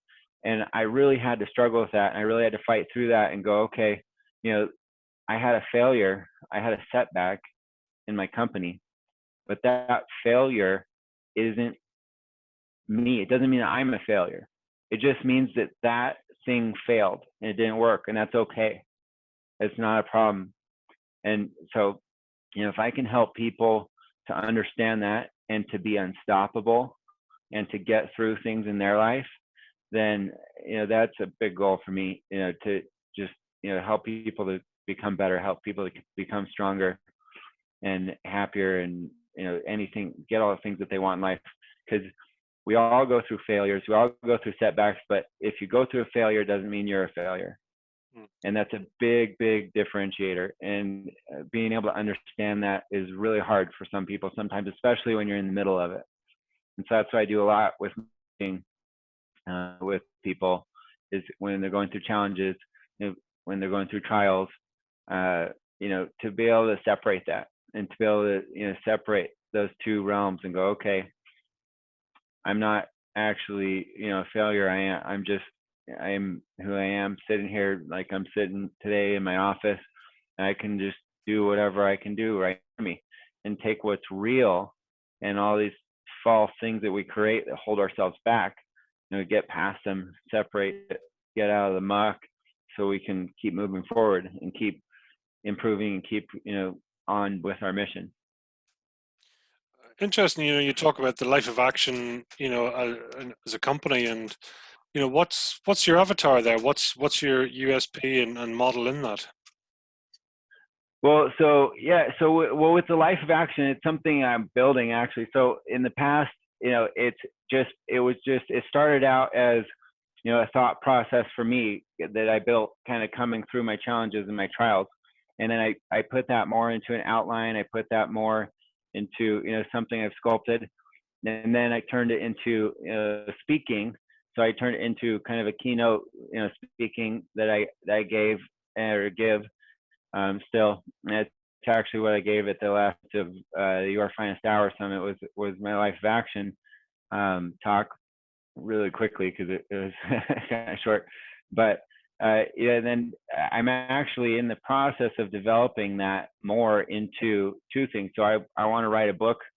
So I haven't written the book yet, but I'm working on it. So hopefully, that book comes out sometime whenever I finish it, soon. But hopefully I can take action and get that done sooner than later, because it's really important. And I think people need it. And I think it'll help people. But it's also just in my coaching. Just it's a basis for the structure of my coaching through problems. Obviously, with like CEO coaching and things like that, I do a lot of strategy, and this is all through Operations X, and so it's all right now facilitated through Operations X. With Operations X, so the story of Operations X, what it means is, because a lot of people have different associations with it, but Operations X, the X is a multiplier. So the goal is to multiply your operations, to create growth and to create exponential growth. So I provide strategy for companies, but also too, some of that is overcoming challenges, and you can't move forward, without kind of overcoming some of the challenges and the stops that you have in life. So that's where I created the life of action. And then I put that into a training that I do with the people that I coach in Operations X. And so, and then the fun thing, I've got this book. So it talks about, taking action. So I got kind of a fun story. So I was a contributing author on this book, How to Be Up in Down Times. So we authored it, Mark, Victor Hansen, Mitzi Perdue, and myself authored this book. We just came out with it.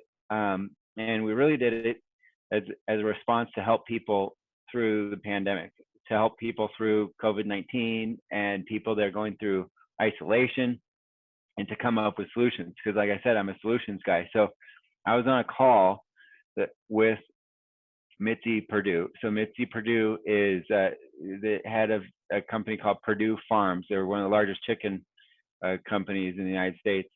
I'm probably not even giving it justice to everything they do, but it's a massive, multi-billion-dollar company that sells a lot of chicken. But Mitzi is an amazing person. She's a great, great person. She's done a lot of help and give back as far as sex trafficking and helping kids. She runs an organization around that. I can't think of the name right now. I know another one I'm involved with, so I'm not going to screw it up. But check out Mitzi Perdue and the stuff she's working on. But we were on a call together, and I was talking with her, and she said, "Hey, I want to do something." She's got some medical background. She's really educated, really smart lady. And she said, "I want to come up with some tips on how to stay safe from COVID-19 to help people so they don't get sick." But she's like, "My legal team advised me not to do that." She said, "It's going to put me at too much of a risk. It's going to put me at too much of an exposure, because if the information's wrong, people will sue me."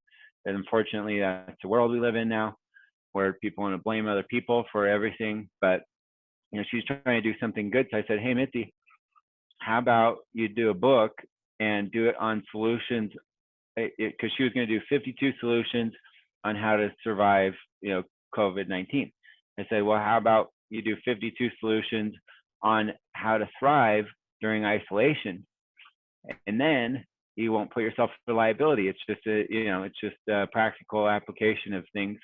And she's like, I love it. And so we got talking, and then she asked me to help write the book because she liked a lot of my ideas. So we jumped in and we wrote really, really quickly because we wanted to get it out fast to people so that they could use it and have it as a solution to help.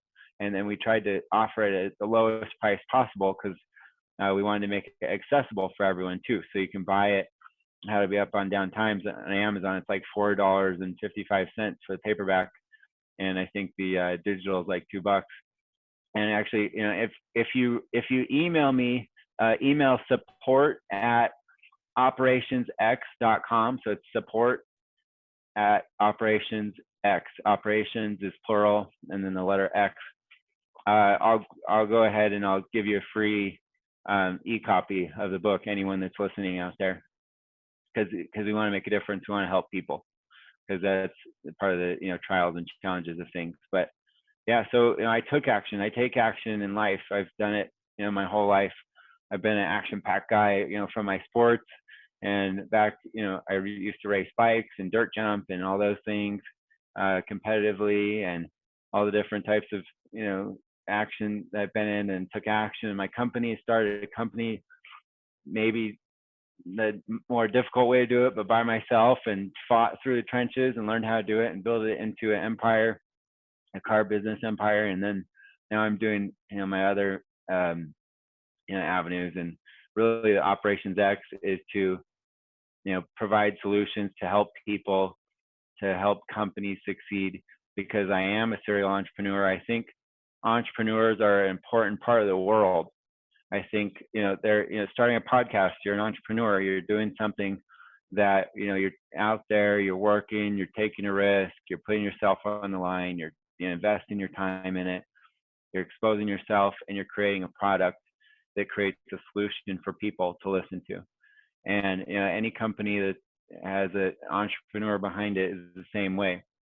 So for me to take a life of action and to be authentic with myself, I started Operations X to help companies succeed, to help businesses succeed, so that I can make a difference in those people's lives, and they can go create opportunity for their employees, or create opportunity for all the solutions that their product is.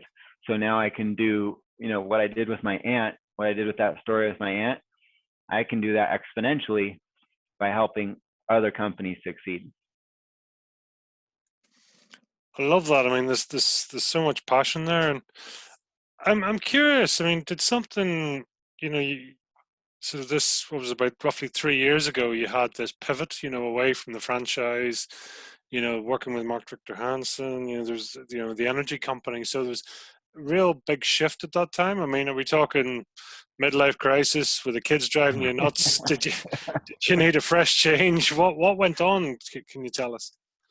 Yeah, no, I guess you could definitely call that a midlife crisis. I was a little tired from working so much, and I still work a lot, but I have a lot better quality of life now than because I pretty much was running the grind. And I wanted to think a little bit bigger too, kind of like I had mentioned before. But I was running the grind where I was at my basic week.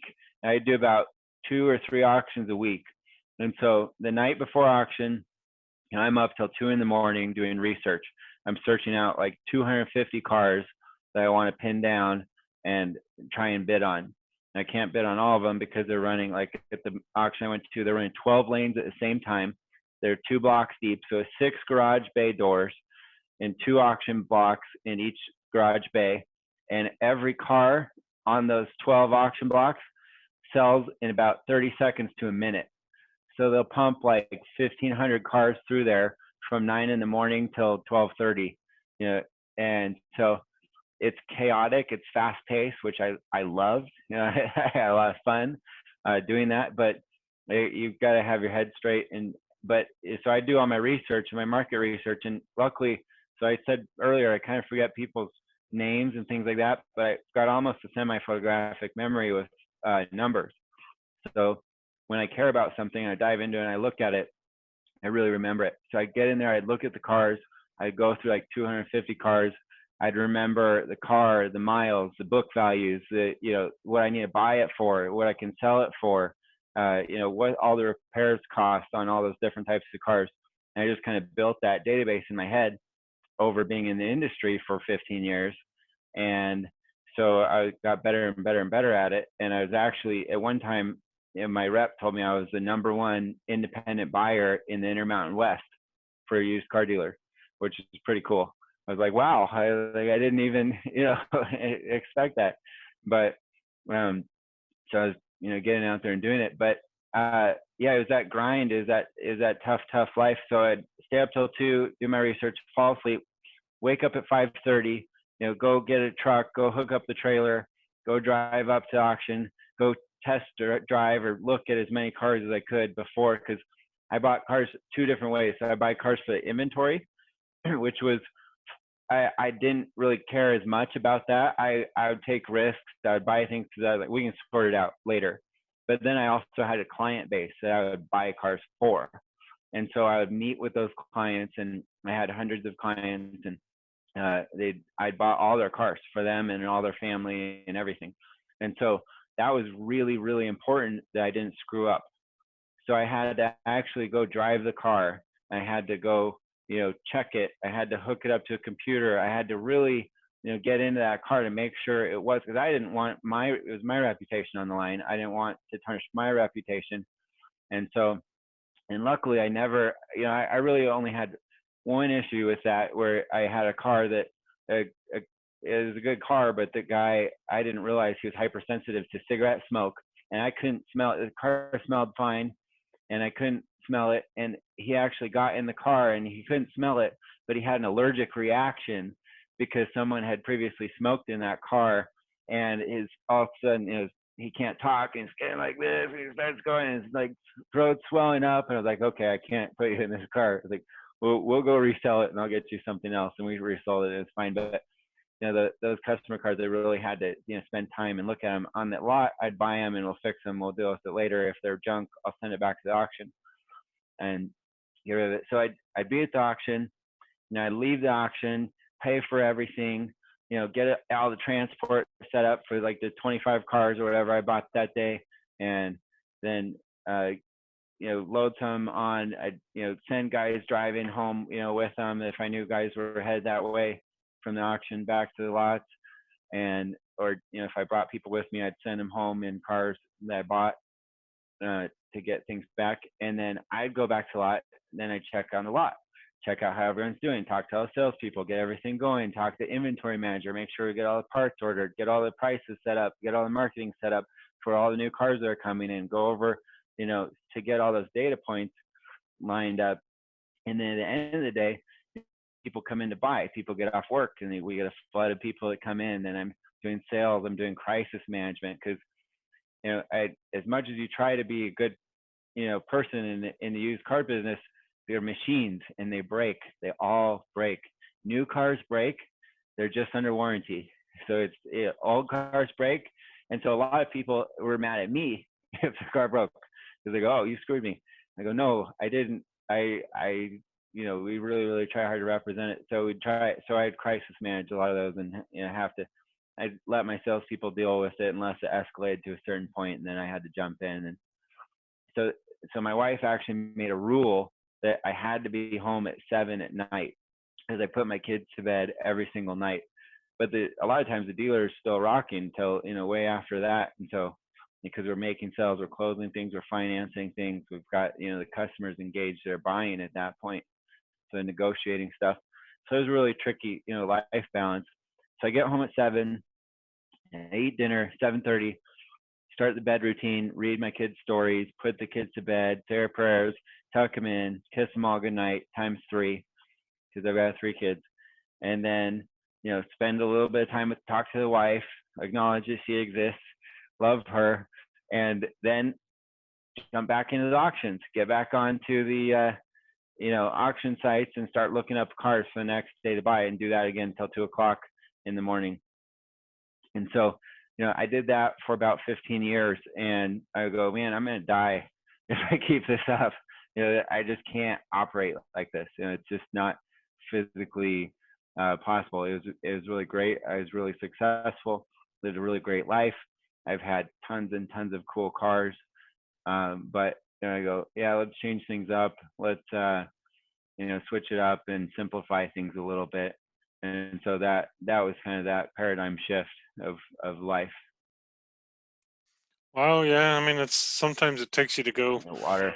Yeah, it almost takes you to go to that sort of. I mean, would you go as far as saying it was getting close to burnout, or was it just you just put different values on your life at that time?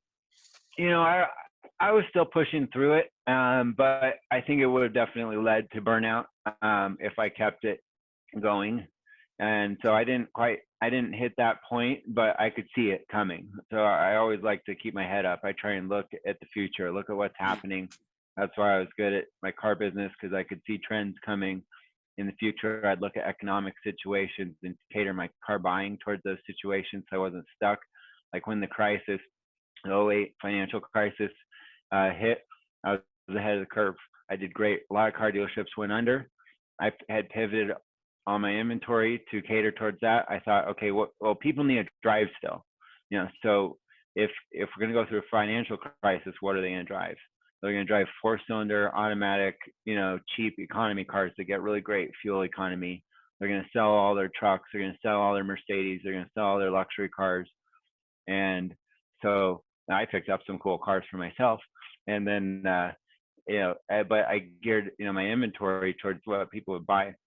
And so I had my head up. I was looking forward always. And so luckily I've been a person that's been able to do that through most things. So I saw that coming in myself. And so I thought, well, my kids are getting a little older. I want to spend more time with them. I want to be more engaged with them. I got to restructure this. So I've either got to restructure the dealership so I can pull myself out of it. And, that takes a lot because there's just so much at risk there.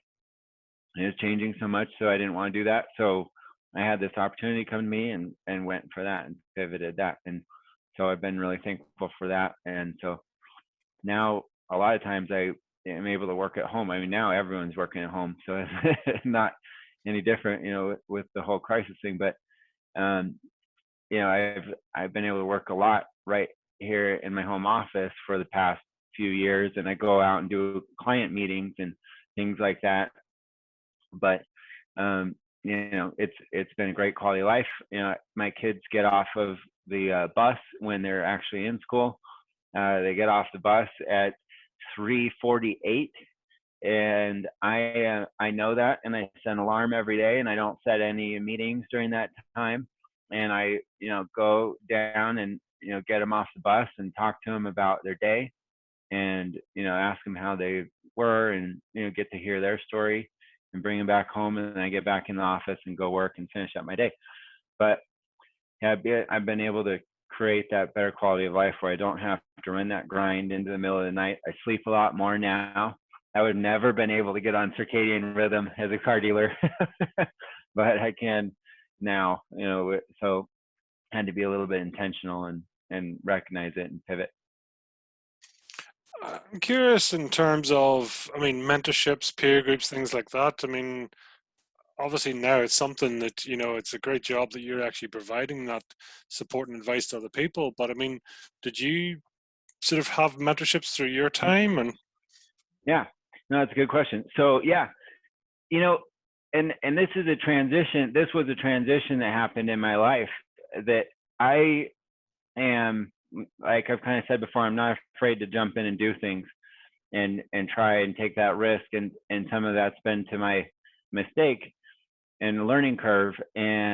But we're constantly relentlessly improving. And so one thing that I definitely learned in my life, I used to be the person that thought, oh, I can hang around anyone and I can still be myself. I can, do any kind of situation. And so, when I was in those extreme sports and I was heavy into it, when I was, racing BMX and dirt jumping and doing that competitively, there's some wild crowds in that. And I learned, I thought, oh, I can still be in that and be the one that's different, because I've got my values, I've got, my strength. And after I was in it for so long, and, I was pretty stubborn, so it took a long time for them to influence me. But, some of those peer groups and some of those people started to influence me. And, coming into, probably my early college years, where I kind of realized, okay, I'm not, on that trajectory path that I really saw myself, in the beginning of my life. So I needed to change that. So I did it. And so I started to pay for school and pay for college and do all those things. But that was a learning lesson, because who you surround yourself with is who you become. And there's so much truth to that. And I didn't believe that at first, but I believe that now. I believe that 100%.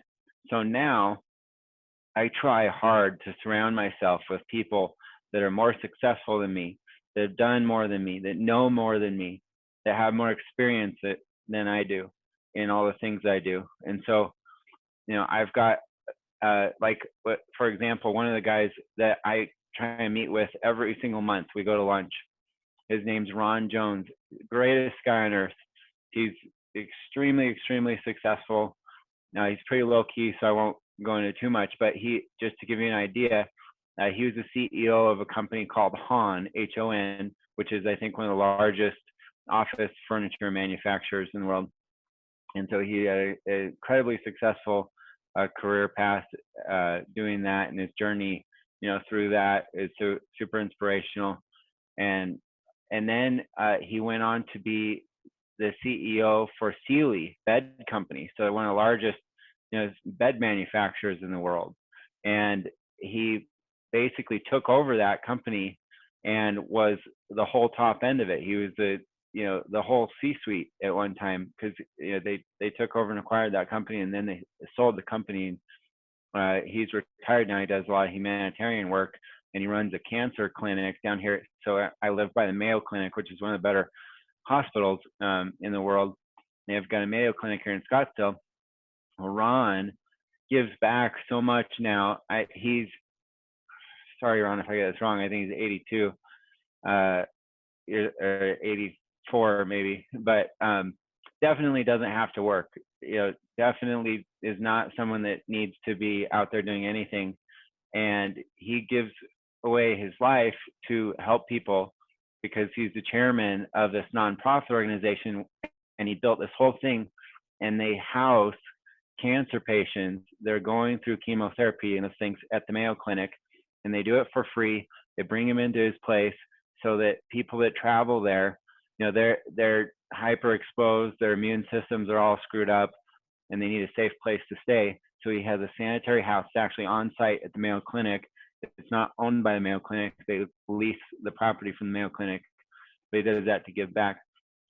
So I meet with him.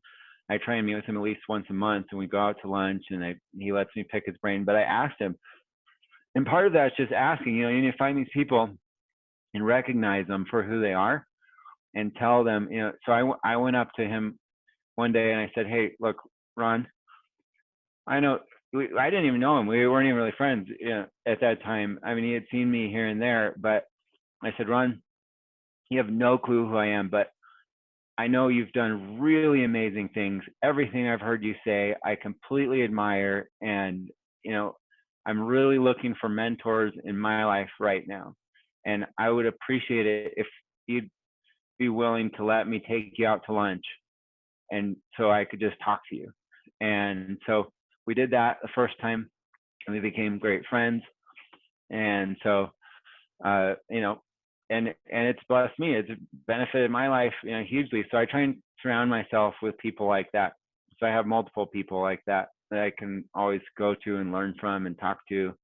But yeah, he's just one example of that. And so, yeah, it's really important to do that. And I think it's part of our, kind of constant progression. And imagine, the life of action also is going to, that'll obviously come into play as well. It's a mentorship style as well. Mm-hmm. The fact that you can be the peer group, you can be the dinner date as such, as well, to be that external influence for people. Yep. Yeah. No, absolutely. Yeah, it goes right on side hand in hand. And that's what got me into this whole thing, got me into the coaching was, to be able to do that and to be able to go, okay, I can implement the life of action. Like I've proven myself up to a certain level where, people can trust me. People that really actually work with me, really trust me a lot, because I am, I do take action. I own up to everything I do. And so I produce results and perform it just, and it all comes down to just doing what you say you're going to do. And sometimes that's harder than it seems, but, and that takes sacrifices, on my end of things sometimes to go, shoot, maybe I overpromised. Well, I'm not going to back out of it. I said I'm going to do it. Mm. Whether I fail or whether it causes challenges, I'm going to fight through it and I'm going to do it. I'm going to get it done because I said I'm going to do it. And that's, part of us being, authentic and having a life of integrity, which is really, really important. But that's where I was able to, incorporate the whole life of action into, the coaching. And so, people can sign up for that on my website.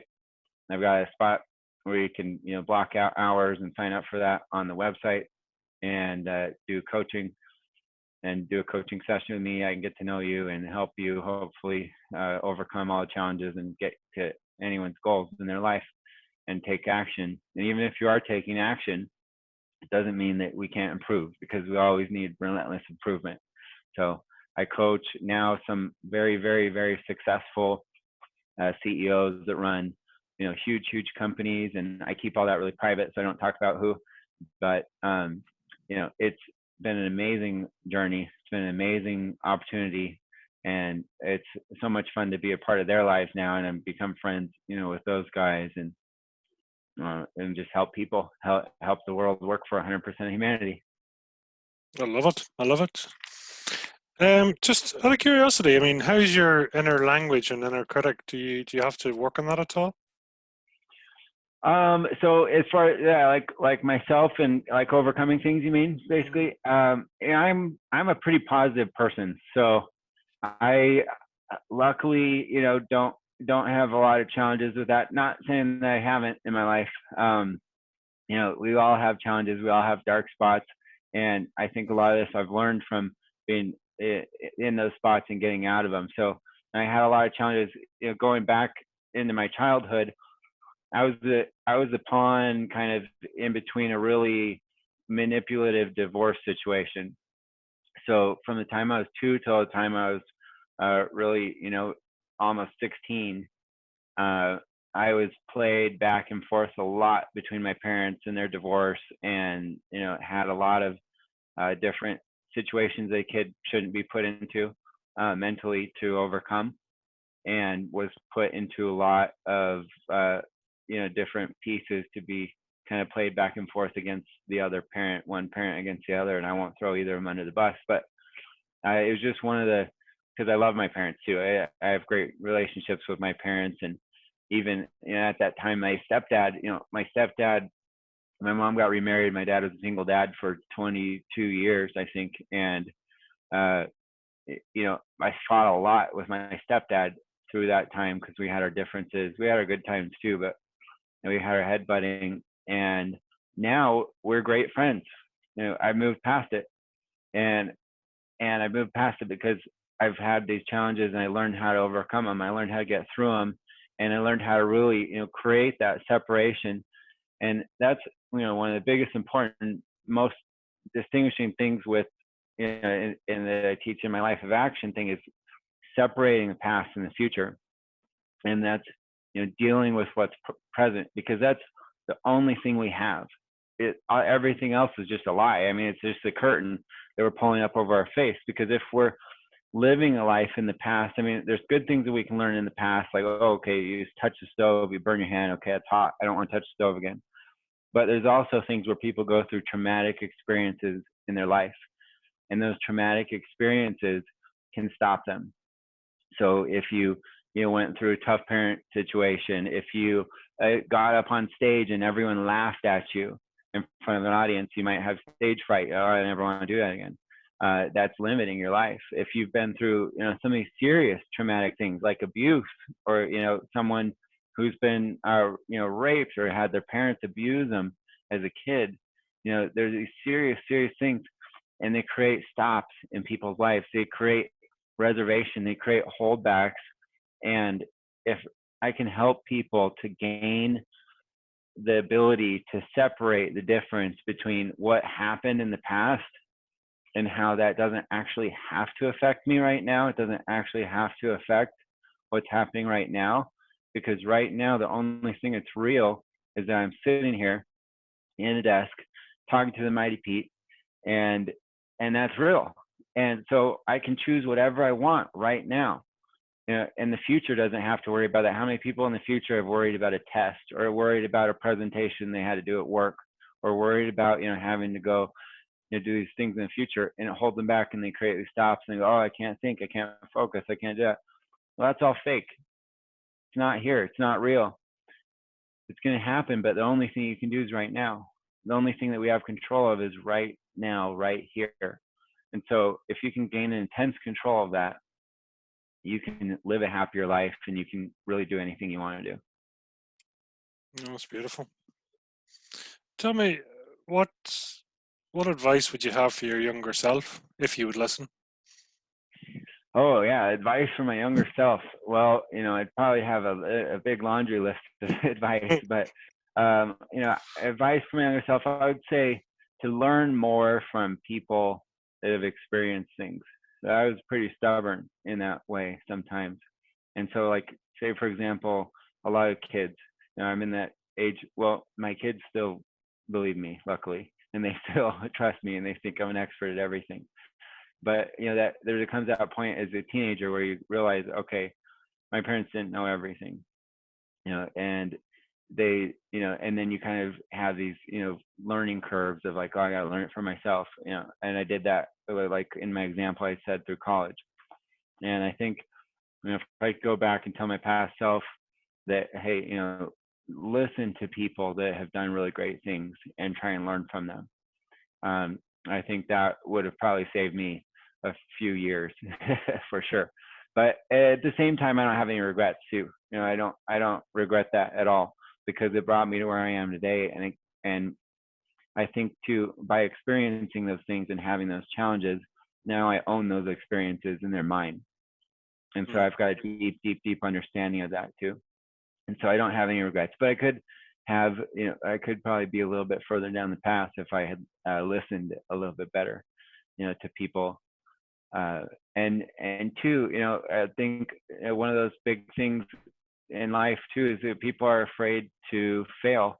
I was pushed a lot, I think, as a kid to, succeed, be a winner, to, do well in school, to, be this, type of person. I think a lot of kids, or a lot of people just in general, have pressures, like that, and to go, okay, it's okay. Like, you can fail, like, because you're learning. When you fail, you're learning. I see it, my son right now, he puts this huge pressure on himself to win. And like, when he doesn't win, sometimes, he breaks down. He feels like really bad. Like, oh, he didn't win. He like starts crying. Like, we were playing a card game the other night, and he's really competitive. He reminds me of myself a little bit, but and he didn't win. He's just like devastated. He starts to cry, and it's like, dude, it's okay. You can fail. Like, it's okay to fail, because it doesn't mean that you're a failure. And I think, that would be one thing that I could go back and tell my past self. That's, I mean, it's almost as a follow-on. You kind of answered it. I was saying, what do you want to pass on to your kids? What's the best thing you can give to them? Yeah, I mean, the best thing I could give to my kids, to pass on to my kids, is just to, be who they are. Be who they are, and be proud of that, and just, do whatever you can do, and don't stop. But because you didn't do something, it doesn't mean that you're not any less amazing than anyone else. Because my kids are so different. My kids are completely different kids. My twins I got boy-girl twins. They're completely different. My oldest son, he is like the go-getter, driver, doer, producer. He's the type, to give you an example, in drawing. Say if you sat down and said, "Oh, yeah, let's do some drawings," he's doing a drawing. He does a drawing, boom, he's got one done. He does a drawing. I got another one done, boom. And he does 10 drawings, and they're all kind of messy, and they're maybe not quite, on topic of what they did, but he got them done. He's a producer. He's just driven. He's done. So then comes my little girl. So she's the middle child. She beat my other son by 45 minutes, which is a long time for twins in a delivery. But my girl, so she is like, I call her like my little butterfly. So she floats over here and lands, and then she flutters over here and lands, and then she flutters over here and lands. But she's the sweetest person in the world. She really connects with people. She has such deep love and such deep passion, but she won't sit there and focus on anything. She won't, get down and, take the time to learn something. But she's so smart too. Like if I go play the game memory with her, playing kids games again, and you flip over the thing, she's like over here, she's like looking off in the distance, and we're flipping cards over. Her name's Madeline. I'm like, Madeline, it's your turn. And then she'll just walk up and she'll grab this one and their match. She'll grab this one and this one, their match. She'll grab this one and this one, their match. And then her turn's over. And it's like, I didn't even think you were watching. I didn't even think you were looking. Like, how did you see that? And she just gets it. She gets it so fast, but she's just my little butterfly because she's all over the place. And she's so sweet and she has so much love. And then you get my youngest son by 45 minutes, and his name's Jensen. And he's like the detail-oriented, like, lover. Like, he just feels so much. He's got so much care. He's got so much emotion. You tell him to draw a picture, he'll sit there for an hour. He'll make that picture perfect, and he'll color it, in great detail and make sure that the crayon doesn't go out of any of the lines. And, he'll include all the people in it. And he cares so much about it. And then he shows it to you, and he's watching for your reaction. And then he feels that reaction. So if I talk too loud to him or, do something to him, like, he just feels that inside. And so, but they're all special and they're all amazing in their own different way. And all those different attributes are needed. So I look at it as a company, and I go, okay, if it was a company, I'd put my oldest as, the CEO. He's like running things, he's getting things done. He's like, on the forging path to, go forward. And then, my girl, I'd put her in the customer interaction because, she pays attention to things and see things even though she doesn't, but she like loves people. She's fun. She's a friend to everyone. Everywhere she goes, she makes friends. We'll go to a random playground. She walks out of that place with 3 new friends every single time because she's not afraid to talk to people. And she just goes up and she connects with people and she has fun. And then I'd put, my other son in the design side. Okay, you come up with the plan, you come up with the strategy because you're going to be so intentional about it. You're going to think this through. It's going to be executed perfectly because you care so much about the details and you work on it. And so, everyone has their, special position. When I was a kid, I was pushed to do, something some certain way. I got into the extreme sports, like I said 50 times. And, but I was pushed to do team sports. So I did a lot of sports. I played basketball, I did baseball, soccer, I did all the sports. But I was pushed to those sports because I was told that's a sport that gets you a scholarship. And all other sports that don't get you a scholarship are worthless. And if you're not doing those sports, you're wasting your time. And I think that's wrong. I think everyone's different. And so, I want my kids to understand that, everything that they do is important and everything that they're good at is important. And the things that they're not good at, it's okay. They just need to recognize it and backfill and support their lives, with other people that can support them with those things. That's cool. Really cool. Are they going to be allowed to buy 1987 Suzuki Samurais? Funny enough, I don't know if my wife will allow it. We'll see how that hits in the next 8 years. But my kids are all really good drivers, though, because they always have different things I've taught them to drive since they're little in places. We go off in dirt roads and things like that, and I'd let them drive the car, and all the kids can drive the car on my lap because they can't reach the pedals yet, and they do a good job at it. But we do it, in places that are okay and safe, where there's not other cars and not on public roads. But the funny thing, I still have my Samurai. So I Fuck. still have my first car. I couldn't sell it. So it's sitting there rotting right now in storage up in Utah, but it was too sentimental for me. It's worth nothing. It's worth more to me than probably money. But yeah, I couldn't get rid of it. So I'd like to do a motor swap on it someday, and maybe do like a TDI Volkswagen motor swap, get it a little bit more torque, and or put some cool engine in it or something like that, and revitalize that thing back to life. But I don't know if my wife will let the kids drive it. Well, that's the other thing I was going to say. I mean, do you have a dream car? You know, what's your status with your cars now? Yeah, I've still, I got rid of a lot of my toy cars. So when I moved down, I lived in Utah. I moved down to Arizona. I had 18 cars.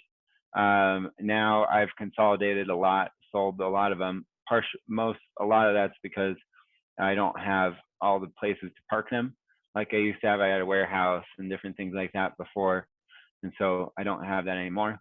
Now I only have a 3-car garage, and I think I've got 6 cars at my house right now. But I sold a lot of the ones that were kind of the cool exotic cars, but the ones that depreciate, the ones that, in my mind, I sold the ones that were replaceable. And so I kept a couple of them. So I have a pretty rare BMW. It's called an M Coupe. It's like a hatchback kind of car. There weren't very many of them made, and that I built it up. It's kind of got a track set up, so I race that, and I daily drive it too. I've got a 62 Volkswagen single cab, which is like a pickup truck with a split window bus. So, but it's a factory pickup truck. So that one's kind of not common. And then I've got the car I take the kids out. I've got an old, I call it the battle wagon. It's a beater cargo van that I used to have in my company. It's been repainted a couple times because it was white and it had logos and different things. But it's an old GMC cargo van.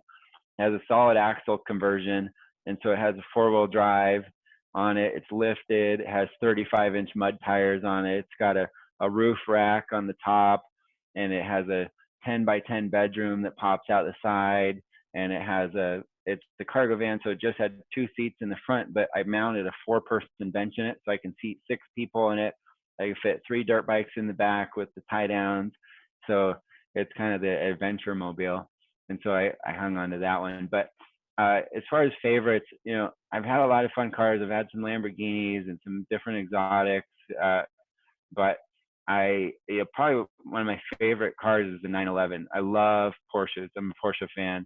I raced in the PCA, Porsche Club of America, non-competitively, and I built a 911 Turbo S that had a Stage 2 Sharkworks tune on it. It was a 2.5-second car, 2.5 second 0 to 60 car, and that I had some cars on paper that actually should be faster, but I think that's actually the fastest car that I've ever owned, because it was just stupid fast. I mean, that thing, it would light up and go. And in the track, when I'd race in Utah, I'd put it into the corner at like 160 miles an hour. You're watching those markers, come into 180-degree flat turn, and it's like 4, 3, 2, 1, and you brake and you go into the corner. And so I'd brake at about like 2 1/4, on my brake. But when you're going 160 miles an hour, the difference between the marker at 2 1/4 and 2 is like a blink, and it's the difference between you making that corner or not making that corner. And so it's a lot of fun. But I love Porsches. I've always loved Porsches, and I think that goes back to being a kid. And I used to go to the dealership with my dad, and he'd always want, there was it was back in the 80s, in 87 through 89, they had the old plant nose wide body turbo 930s with the big whale tail. And so if you're a Porsche fan, you probably all know what I'm talking about, but all the Porsche fans out there. But yeah, they have the big fenders in the back, and it's a turbo, and it's a really crazy car. And we'd always go and look at those, and I love the looks of those cars, so I've always loved those. So I'll always be a 911 fan. I've had 4 of them, and I'll probably have many more to come throughout my life. Ah, beautiful. Yeah, no, it's a. I was going to say, I mean, how's the conversion to electric? Are you anywhere And you're getting Yeah, there? Or? I haven't converted. It makes sense. I get it. Looking at the companies coming out here, there's a company called Rivian, depending on how you pronounce it. They've got a truck and an SUV. They've got a really cool setup. I think maybe I'd look at that for my wife and get the SUV because they've got like about a 3-second 0 to 60, 500-mile range. It's a lot of car, but definitely electric's the future for cars. There's no doubt about it. It just makes sense. And battery, there's billions of dollars being put into battery technology. There's exponential growth in the battery field. In the next 5 years, batteries are going to change forever. I know different technologies that I've been told about. They're changing the batteries, and it goes back to adoption. But they'll go longer. I think we've got the ability down in the future, maybe in the next 10 years, to have a car that could run on batteries that would last for a month, and you could charge it and have it run for a month. I see that happening, and that's going to change transit, automation, autonomous vehicles, self-driving cars. But for me as an enthusiast, I love hearing the rev of the motor. I get in like a Tesla, even the fast one, that does the crazy speeds. I've driven those, and to me, it's a little bit like riding a roller coaster. So roller coasters are fun because you go on a roller coaster and you have all the thrills. They're fast, but then like the second, the third time, it's kind of like, okay, it's a little too safe. Like I know it's gonna it corrects automatically for you when you make mistakes with all the traction controls and the technology, and you can't actually shut it off. They're really hard to get sideways. I've tried to drift the Teslas, and they really fight you when you do that. You really have to throw them hard to do that, or tech program them out. And I'm sure someone will come up with that on the used market side in the future. But they're amazing. They make sense. They're a super, super, super nice car to drive. The electric cars are quiet. They don't pollute. So I'm an advocate for them as much as it goes against my passion. I think collector cars will always be a thing, with the piston-driven cars. And I actually had a fun, side note, I had a fun experience. So I was a sponsorship director for a racing team, for Land Speed racing team. So I helped Valerie Thompson is a race car driver, female.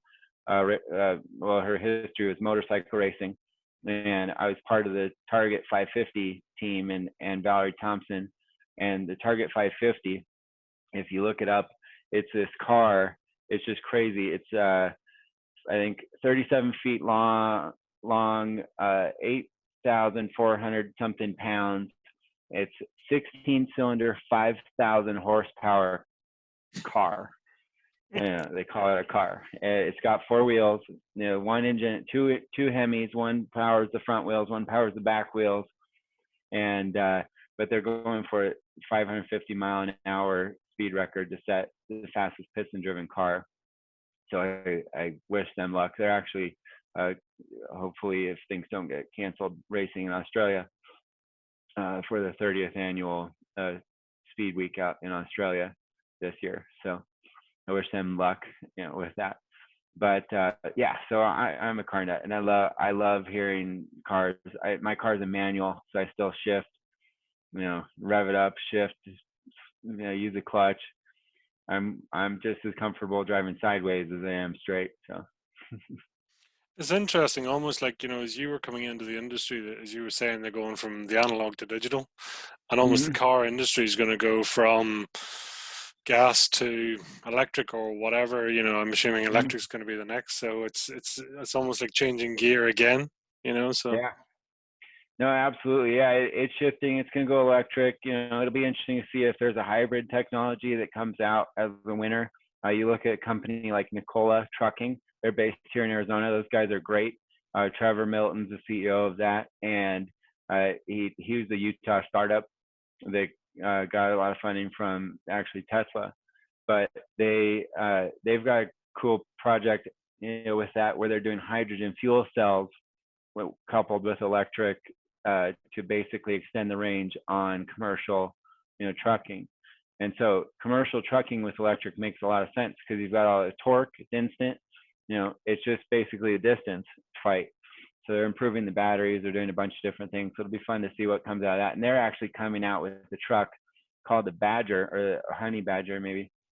And it's like a 900 horsepower truck, hybrid electric, hybrid fuel cell truck that has a long range, and it looks ridiculous. Like you could jump it. I mean, it looks like something that would beat, a Ford Raptor in a jumping contest, and it's got all the suspension and things, but it looks like a really cool truck. So I'm excited to see what comes out of all these things in the future. And you look at those trucks too, like the electric trucks, like the Rivian one I mentioned. I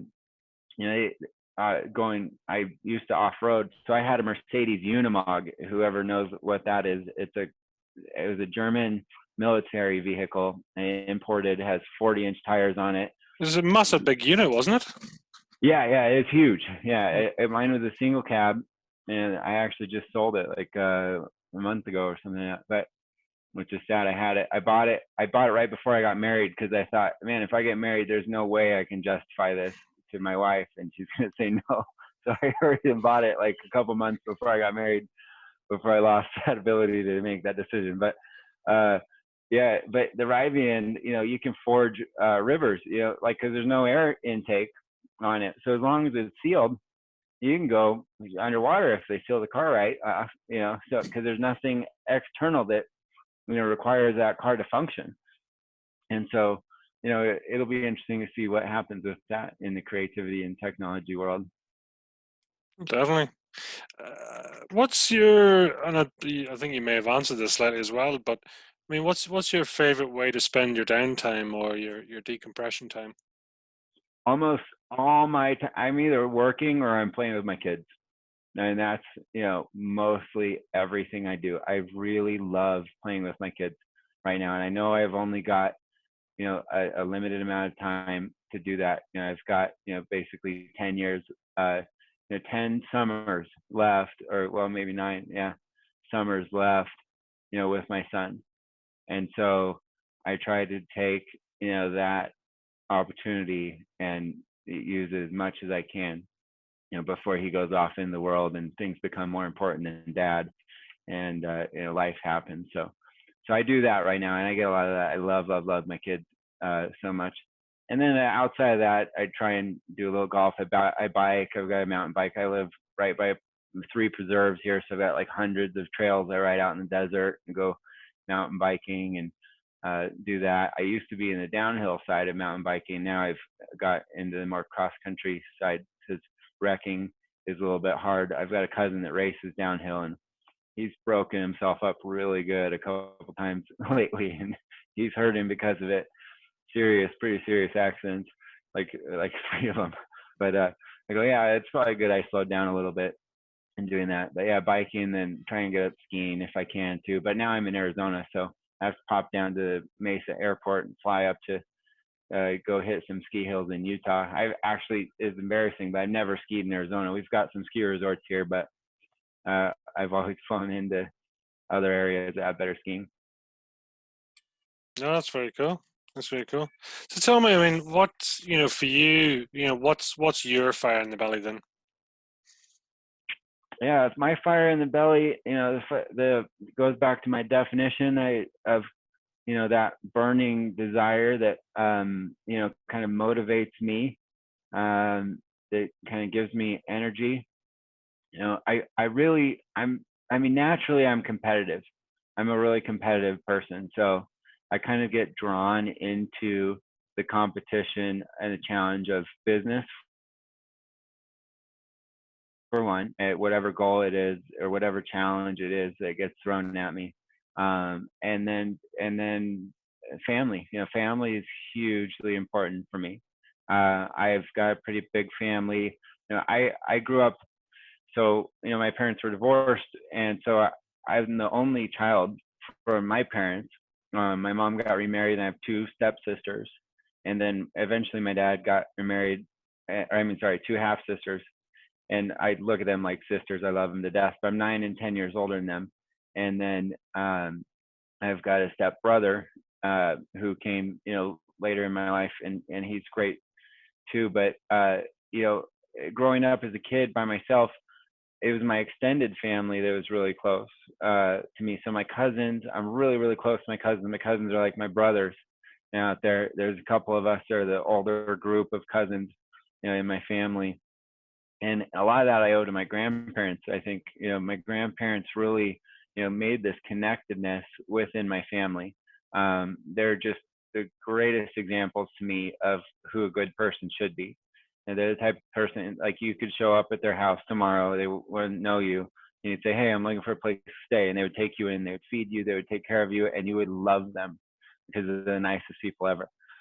And so, they've done that, but they've done that really well with my family. So, they've always created this really strong connectedness. We've always had huge get-togethers and huge parties, and Christmas was a huge thing. They'd dress up like Santa Claus and do all these charity things for people. They'd raise money and they'd bring all the cousins in. We get like 20 of us. My grandma made elf outfits, and she'd dress us up like elves, and she'd truck us out of the house, and we'd bring gifts to these families that were having hard times through Christmas. And they got nominated as Citizens of the Year in the city that they live in because of their work and their service for doing that.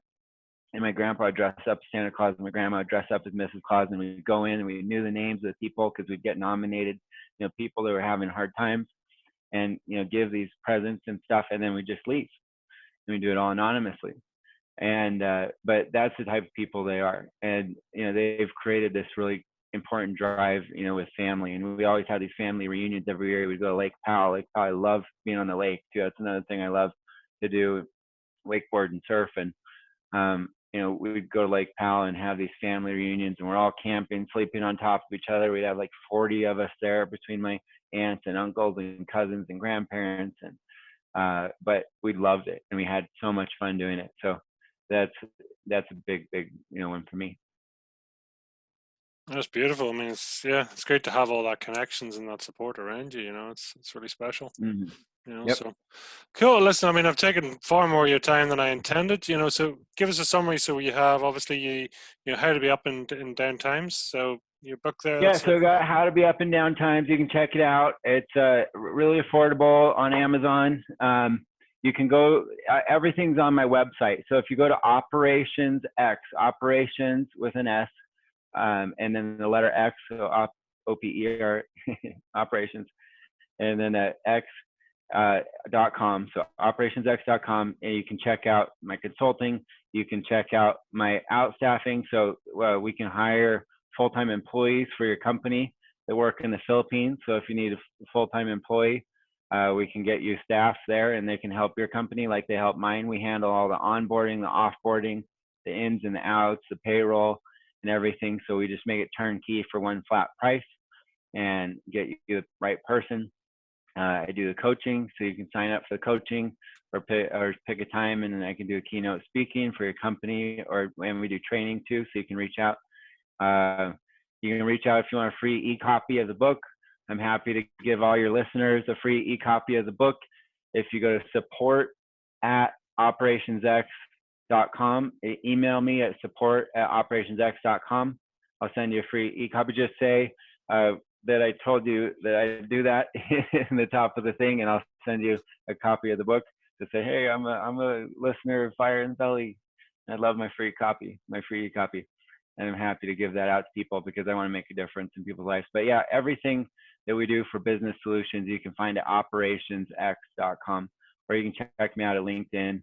It's LinkedIn/Energy Guy, and see what I'm up to on a day-to-day basis there. So that's awesome. Listen, Preston, thank you so much for that. I mean, really appreciate your time. And listen, I look forward to seeing where you go and so many exciting projects ahead. So thank you. Yeah, absolutely. It's been a pleasure to be here. Thanks for everything you do and for running your show and helping provide content for people to be engaged and inspired. And it's an honor to be here. Thank you, Preston. Appreciate it.